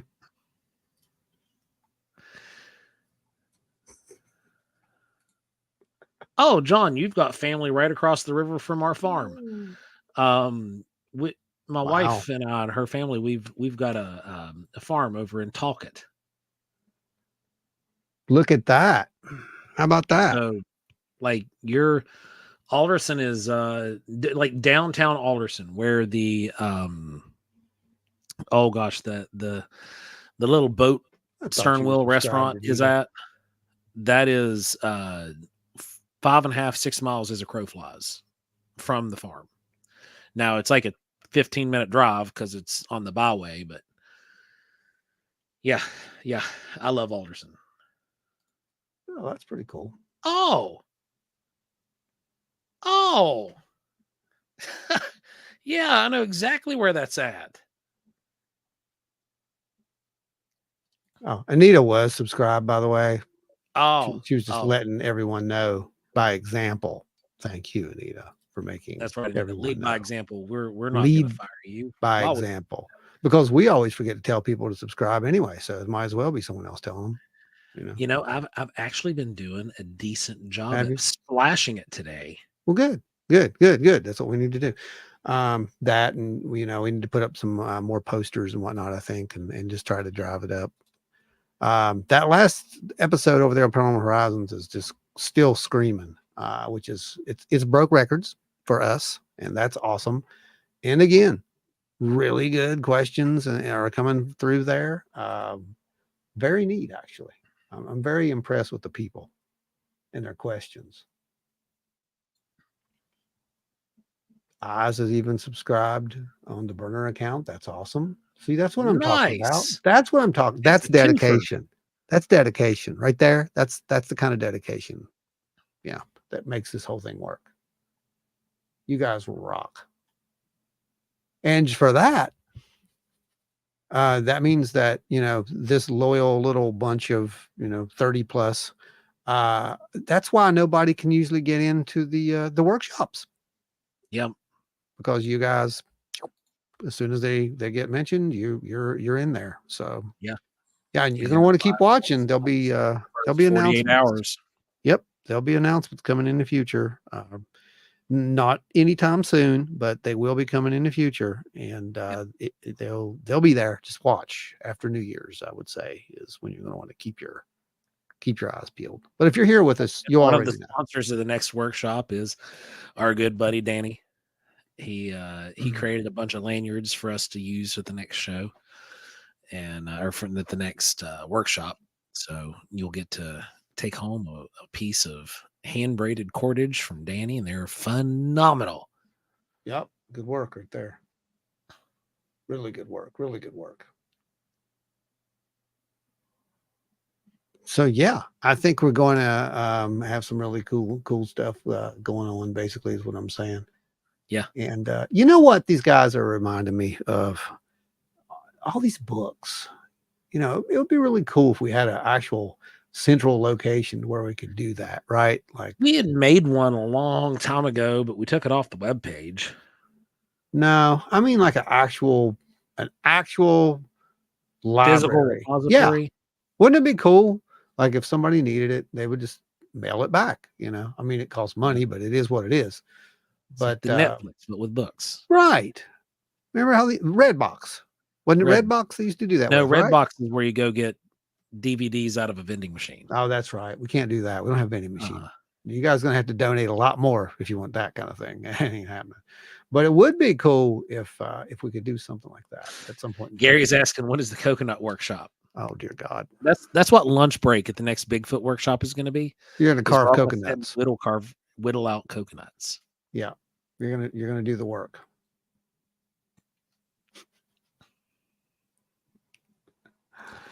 Terry says, do you guys know if anyone has ever reported anything strange at the antique shop by the Mothman Museum?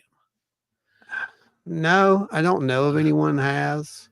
The only strange thing that I can report from there is this one piece Don't of even talk about that. folk art. Not on the air. I probably can't. It'll get it. No, canceled. just don't. It will. I don't understand it to this day. I'll send you a picture of it, Terry. I don't understand it. Brandy says that would be cool. Talking about the repository. It would be. I just don't know how. Not folk art. Right. It's not cool. I don't know how we would do it. That's the problem. What about Bigfoot deep in the dark hollers of West Virginia? Well, John, we live in the deep dark hollers of West Virginia. And what do you want to know? We were the 2022 Bigfoot Researchers of the Year. So, yes. So, I mean, that don't mean Bigfoot anything. in the hollers. Ancient Bigfoot theorists say. John, yes. That literally what he said doesn't mean anything. I know, right? That's why I like to say nothing, it so much, because literally no one cares. I don't care. So, I'm sure no one else does. It just means that a bunch of people who chase after things that don't exist gave us an award for chasing after things that don't exist. That's kind of interesting, I guess, if you think about it. The award doesn't even exist. I mean, not in physical form. Not in a there wasn't a physical form. Exactly. Technically, yeah, there is a physical form, and physical hardware. Form, as in physical form. Like there's no trophy. Yeah, look, here's my award. It doesn't. No, we didn't. The trophy is one of the night vision cameras. It is, but we didn't get an award, is what I'm saying. It wasn't like here's the Grammy. It's not like that. People when they think you got an award, but what they think when you hear an award is here you got a trophy, right? No, right. No, yeah. What you didn't get a trophy. Now we could go buy our own trophy, which we did in the form of another piece of equipment. But anyway, if you want to learn more about that, John, just head over and watch Paranormal Horizons. Start at episode 1 and follow the trail. Brandy says we need a Bigfoot emoji and a possum emoji. Well, Seth would be in charge of that. And all of those traders are out somewhere else tonight. Possum. That's where they're at. So when they come back next week, you all just be sure to get on them. Yeah, because they're not here. They're elsewhere. And we know. We're watching. We're watching you. You're watching now. Not in live, but you came back and you're watching this on playback because you feel guilty for not being here. And we know you feel guilty. Think about that. Think about what you did. Okay, everybody else, that was a message for the future. You can leave your messages for the future as well. That way everybody understands. When your executive producer isn't here, you can do whatever you want, right? Right. That's what this guy said. Let's see, John. Let's see.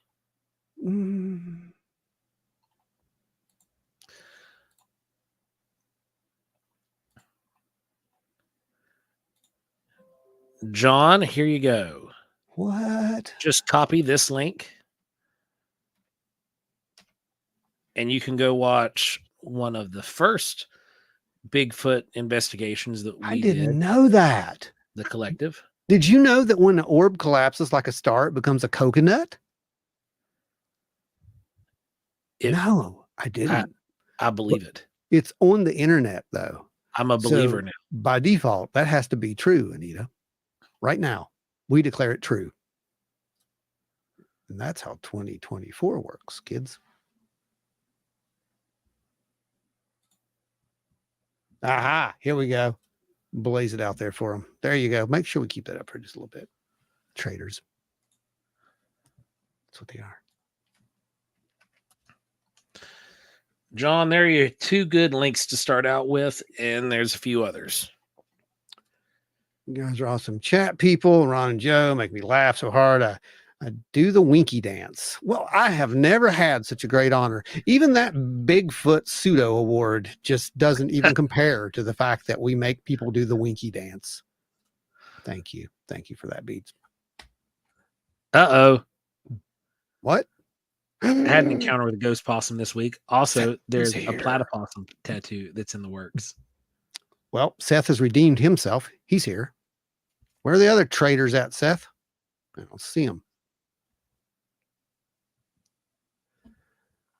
I know that good guy's around somewhere, lurking about.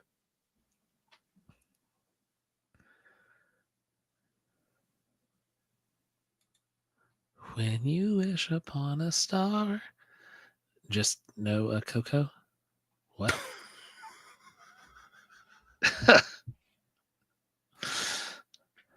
I think I know where that's going. Yeah. So a coconut just gave its life for you, basically. So yeah. Anita says, Joe, should I make you a ghost possum? Yes. Yes, you should make me a ghost possum. Wearing a coconut helmet. What? Has anyone ever had a shadow person talk to them? No, I haven't had one talk to me. I've stood beside one, but I've never had one talk to me. You, Joe? Seth says I'm dog sitting, so he's not with the other traders. Oh, that was a wise choice, Lamel. That was a wise choice. You will be spared. I'm smiling. See? The wrath has been reserved. Or means I'm friendly. The universal language here. I'm friendly. Yeah, unless you're a chimp. That's right. Then it's in here. Right. Thank goodness Indrid wasn't a chimp.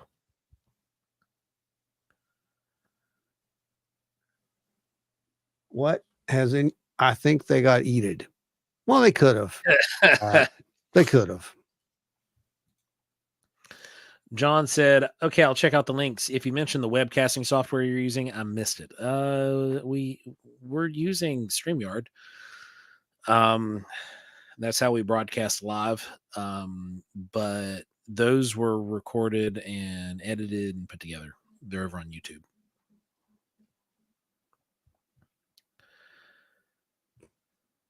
Pat kind of sounds like a pirate. Arg, traitors. Aye, that'd be. We all be pirates down deep around here. Pat says, if it talks to you, is it really a shadow person? Well, Pat, here's a question, and this is serious. Who brought that up? Who brought up the shadow thing? Who was that? Let me find it. Well, you're brilliant, whoever you are. Anyway, here's the thing about that. If we think about, well, ghost in particular, or apparition, or whatever, shadow in this case, how could it talk, right?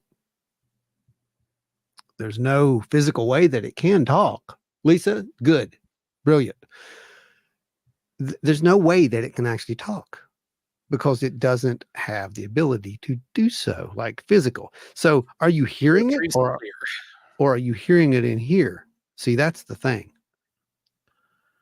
Oh, Teresa did it. I'm sorry. Well, thank you both, whoever. Because it's a good discussion, and it opens up the door to, further discussions on this, which are, how is that even possible? So again, right? So it comes back to that whole perception thing, doesn't it? Are you really hearing it? Or are you hearing it in here? It doesn't mean it's hallucinatory, right? It doesn't mean it's hallucination. It means that it's in here. It's being, somehow projected into your mind, so to speak, feeling it. Yeah. John asks, what's the creepiest thing you've had happen during a live stream? Oh, good question, John. Because we actually have a couple of those. If you go back and watch, they're actually caught. Yeah. Let's see. There was the one time the thing was moving behind you in the unfinished part of the basement. We had some weird stuff happen after we were doing something. It was after Wayne had passed. It was just short. Yeah, we had some weird stuff happen after Wayne died. He tried to hijack the show. Yeah, he did. In Wayne fashion. Pretty sure. Yeah. And I think that was about all I can remember, though. So typically, there was that one that was real robotic where it. Everything went nutty. Yeah, everything went nutty. But there was also that robotic EVP that came through before when Wayne was still on the show. This was back when we were doing the audio version only. Yeah. We had that weird EVP on the audio version. Talk to me. I didn't talk to it. It talked to me. There you go.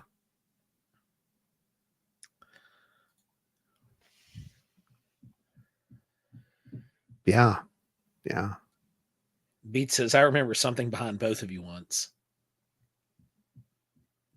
There was some weird stuff that's happened over the Ovilus said years. Legion that one time. Oh, times. one time. Right. It was just one time. Yeah. You know what? I think, yeah, it's movie season. Ovilus, so wonderful. It's the Ovilus. There, right. I just summoned Wayne. Let's see if we break it. Shouldn't have did that. You really shouldn't have did that. The Ovilus is marvelous. Mm-hmm. Yeah. I'm not responsible for anything that happens from this point on. Hey, I'm just saying this past weekend was 3 years. So let's bring it on. Well, okay. First word out of its mouth was geek. As soon as it came on, geek. There you go. There it is.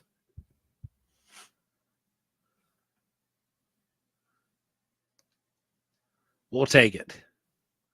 Yeah, and now it's quiet. It called you a geek. It's moved on. Teresa Flair said the only way I can explain it was a shadow shaped like a person. Yeah, yeah, the shadow people. Like. Yeah, that's what they look like. It is literally what they look like. Sometimes they're normal size, and sometimes they're really tall, like the one that I ran into. Energy travels in a wave like sound, possibly the link. Maybe. Beats thought that was hilarious. It's pretty funny. I mean, see it? It's right. It called Ron a geek. It must be Wayne. It's right there.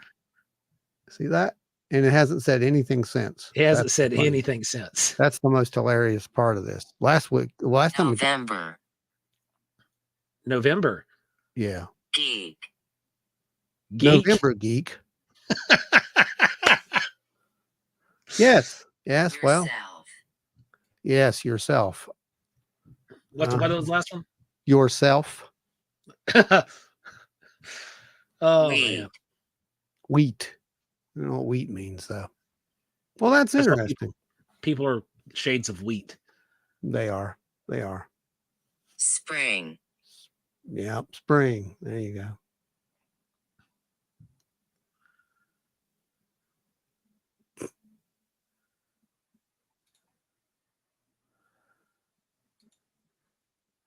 Calling us geeks.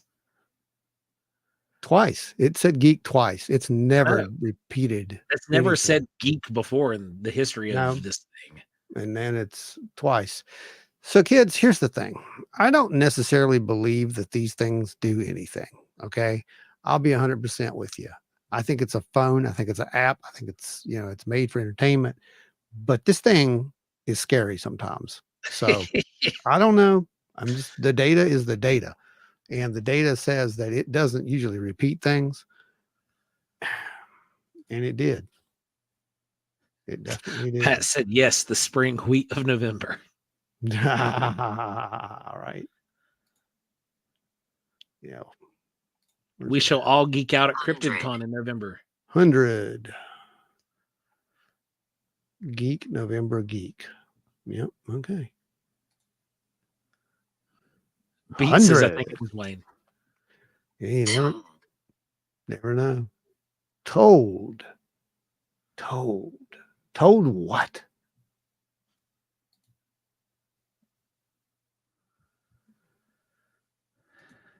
Well, Jen, we've had the phone out in the middle of nowhere, and it said one of the guys we were with's name. It did that in Kanawha State Forest. Yeah. We were out there just playing around with it. Coincidentally, where campsite A was. And where it would be. Because this was a year before. So that's 2 years. It was 2 years, wasn't it? 2 years before. Oh, wow. I forgot about that. If it says absolutely, I agree 100%. We know who it is. It did say 100. See? It did. It said 100. 100 right there. Wayne has joined us from the other side, folks. 100 told. Geeks, 100%. Absolutely. I agree. There you go.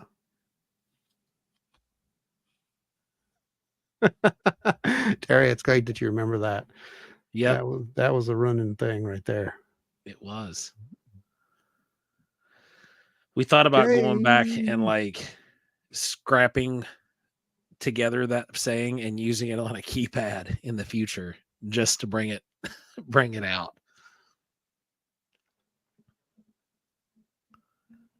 Jay, what's going on? Don't worry about being late, man. You got it's not like you don't have a bunch of kids. Oh no. Beware November 100th. Yeah. Beware for November 100th. I love that. That's good. That's good. We've been told. Yeah.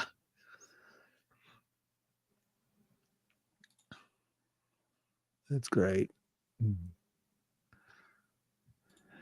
Octopus said, "Oh wow, it did say 100." No, it did. It totally did say 100. Yeah. Pat said, "I think we summoned him as we approach All Hallows Eve." It's possible.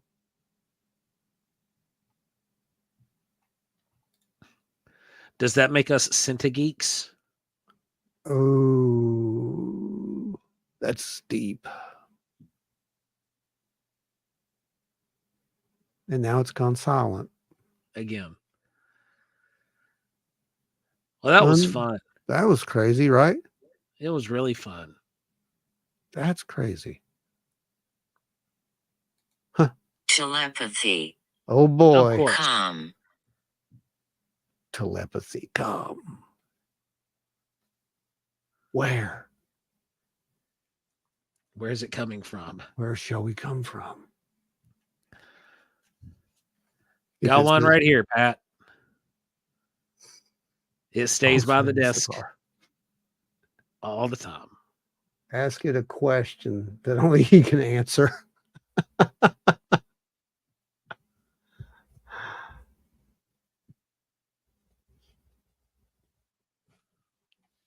Octopus said the veil, it do be thinning.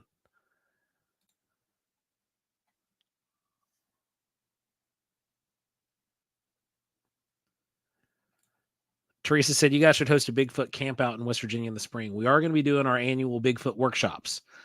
The camp out stuff gets kind of sketchy on the insurance side of things. What to say? Knit.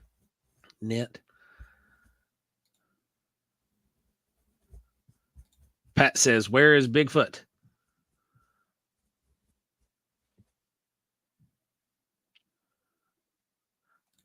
Ask it bacon square circle plus or star. There you go.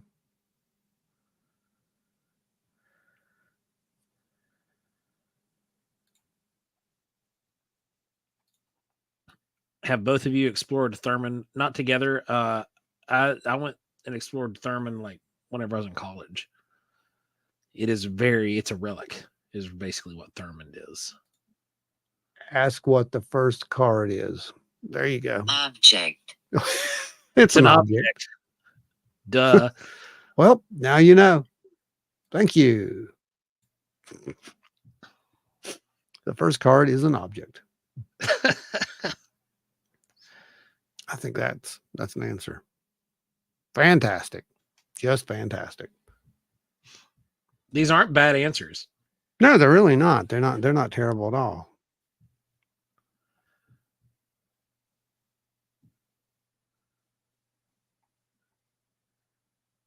That's just funny. Well, anyway, we're sitting here listening to a machine. That's right. Hilarious. That's what we do anymore. This is our entertainment now.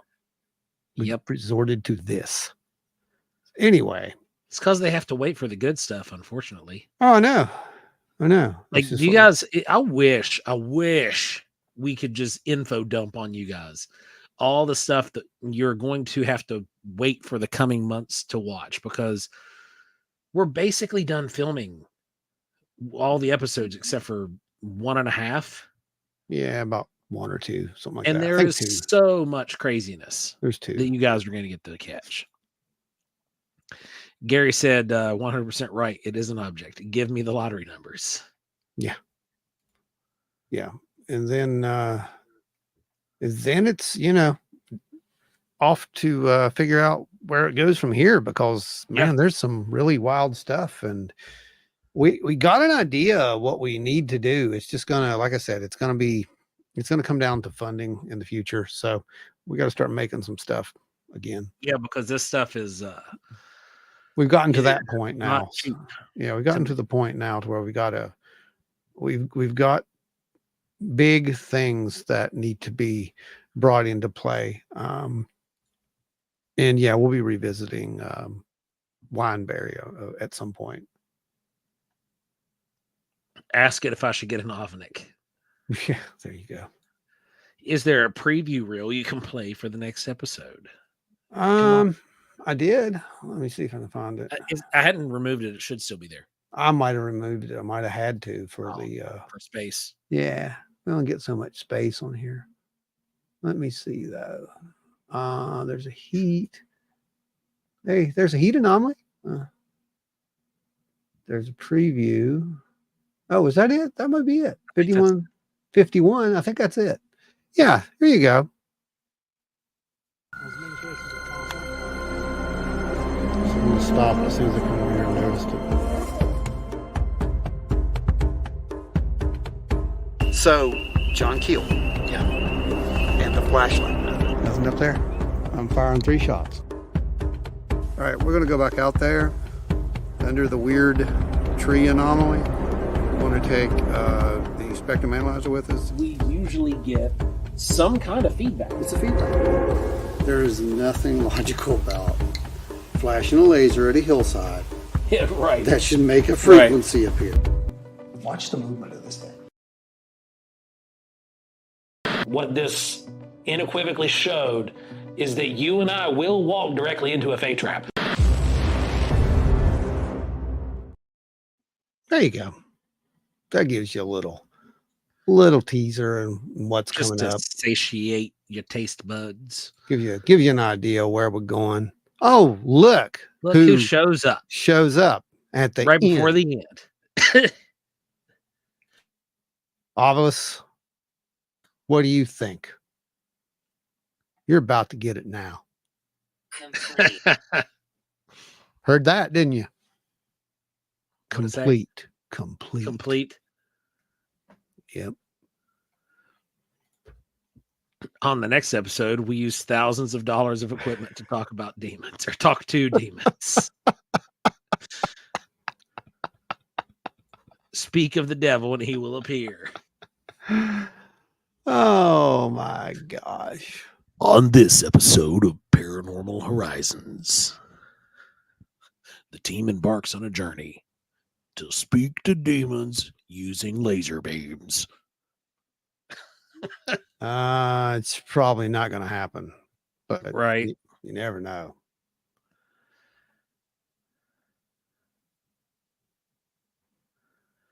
Adam is here and there's a radiation spike at the Waffle House. Okay. That's cool. That doesn't surprise me. It's the Waffle House. I'm surprised it's not just radiation that's spiking there. Right. Right. Exactly. Oh man. Guys, this has been a fun show. Do you got some cards for him, Ron? You know what? I do have some cards.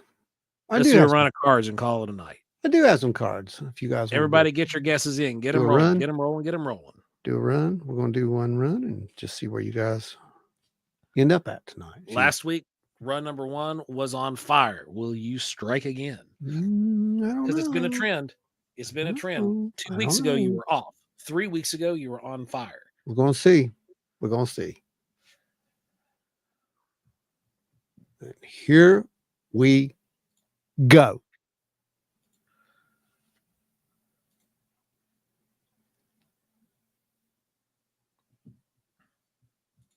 Anita Allen says Taco Bell is a cheaper way to speak to demons. And You can also make Rorschach tests.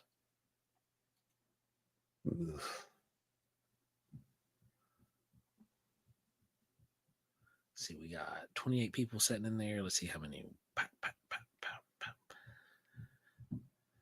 Pretty close. Y'all started firing them off.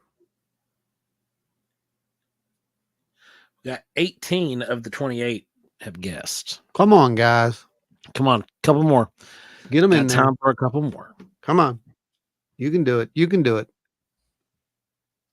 Unless there are people who don't know what we're doing. That could be it too. True. All these other people know. Yeah, they could be tools. You're right. Ovilus says they could be total tools. So let's see. For those people who don't know what's going on, let me find the graphic for you. That way you understand. John says, it seems like you guys have a lot of instrumentation. Ever taken a Geiger counter out or gamma spectrometer with you all the time? We started doing that back in 2020. Oh, You will see some of that in the videos that I sent you. the Geiger counter has pretty much become a fan favorite tool at this point. When we pull it out, Almost everybody everybody's on our like, team has one. yes. Yes. Let's see. Geiger counter, spectrum analyzers, Boosh. tri-field meters, infrared cameras, thermal cameras, recording devices, multiple recording devices. A little bit of everything, really, at this point. Yep. Yeah. Okay. That's your choices for you folks who haven't jumped in there yet. You know, it's a good idea. We should make the Ovilus co-host. Right? What do you think about that, Ovilus? You can be the co-host. Yes. Adam brings up, we got a drone. Adam's our drone pilot. We got about that. Yeah. All Yeah, right. Let's see that first card. Ovilus would be a pretty good host, actually. Not as bad as, an AI. An AI would just take over the show. Right? I'm going with circle on this. Here we go. Bacon. Nope. I'm wrong. Star. Where are my star people at? 1, 2, I expected. 3, 4, 5. That's, Fear. they do fear what they don't understand. You're exactly right, Ovilus. 5. Who else was there? There's 5 out of 18. 5 out of 18, and I know those 5 people, and that was not a coincidence. That was pretty good. That was awesome, guys. You star people. You rock. Anita, the GQ 300s are on sale right now for like $55. Can we get a link up to some of that? That would be good. Yep. Yeah, let's get a link up. Let me go grab that. Yeah, grab that link, throw that up. That way you guys can. I got an alert about it today because it's in my frequently purchased items. Right, because we frequently purchase Geiger counters. That's something we do. That's just bizarre. I'll tell you a funny story. When I got the GQ 500 the first time, it was actually during the first weeks of the lockdown, and you couldn't get anything then, right? Do you know they fast tracked it? They fast tracked it. I had it within 3 days because it counted as a emergency medical device. That's awesome. I still don't understand what kind of emergency they really thought was going to happen in 2020, but I'm glad I got the Geiger counter. So I think they really did expect people to turn into radioactive zombies, ghouls even. There you go. There is a discount attached to that. It pops off at checkout. I think it's like 10% or something like that. Yeah, it's that's the 300, right? Yeah. 300. Yeah, the 300 and the 5 are pretty much the same. 5 has data logging capabilities, and the 3 does not. Fox Mulder's in the house. I want to believe. Me too, brother. Yeah. Me too. Yeah. Night, John. Thanks for hanging out with us, man. It was cool having you in the chat with us. Go watch those videos, and you come back next week, and we're gonna have what is it, In Focus? So we'll be showing some evidence and whatnot, and we'll be going over some of that stuff live, and it's a lot of fun. Oh man, guys. Stars, 5 people, $55. Geiger counter. There's your, yeah, there it is. There's the synchronicity. It wasn't owls tonight, guys. It's fives Bobs. and the star people. Guys, thanks for hanging out with us tonight. We've had an absolute blast. It is always a pleasure to spend our Thursday nights hanging out with you guys. And thank you for taking the time out of your Thursdays to come hang out with us.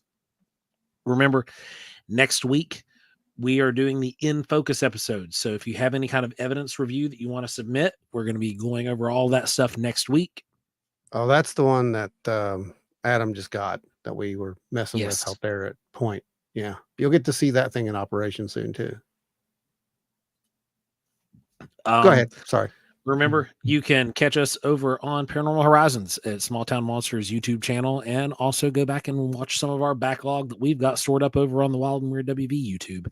Again, like and subscribe. It's really a simple, fast thing that you guys can do. It doesn't cost anything, and it's it helps us out. It pushes us out farther into the community. It pushes us out farther, gives us a better reach, and gets, eventually, hopefully, will get us a little bit louder than some of this disinformation, the garbage. It's all the way out there. And gets millions and millions of likes and follows and shares. It Did you boggles say the mind. chairs? Shares? Chairs? I would like to hit it Shares. with shares. Shares. Shares, yes. Shares. But if you Yeah. guys could support the show by liking and subscribing, we would greatly appreciate it. Tell some of your other weirdo friends about it too that like this kind of stuff. Anybody who's interested in UFOs, Bigfoot, ghosts, paranormal, any of that, get a hold of us. Blessings to everyone. Multiple blessings to y'all. Y'all are awesome.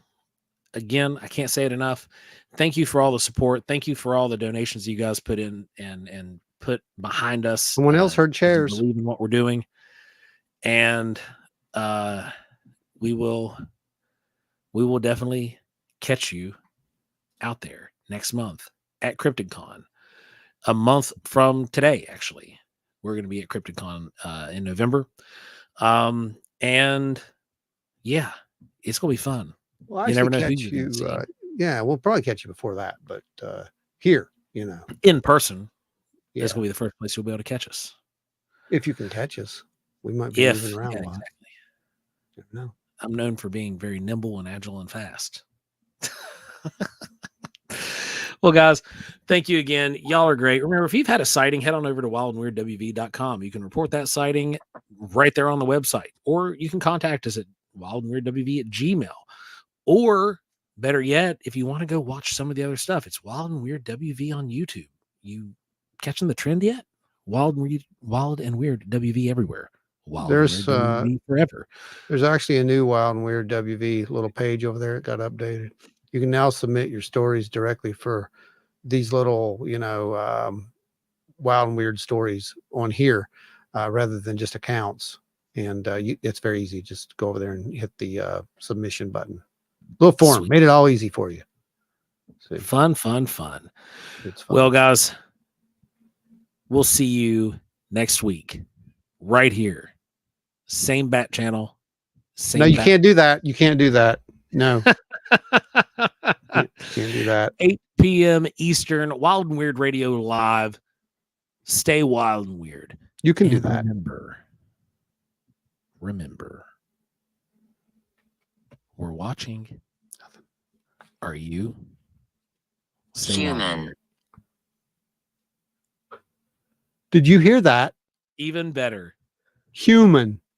Yeah, Yeah. See, human. we're When? watching human. Okay. Well, Grandfather. What's it saying? it said human win grandfather. Okay. The ancestors have spoken. The All right. ancestors have spoken. All right. That's enough for us Humans tonight then. win. Human win grandfather. So be Stay it. wild and weird, everybody.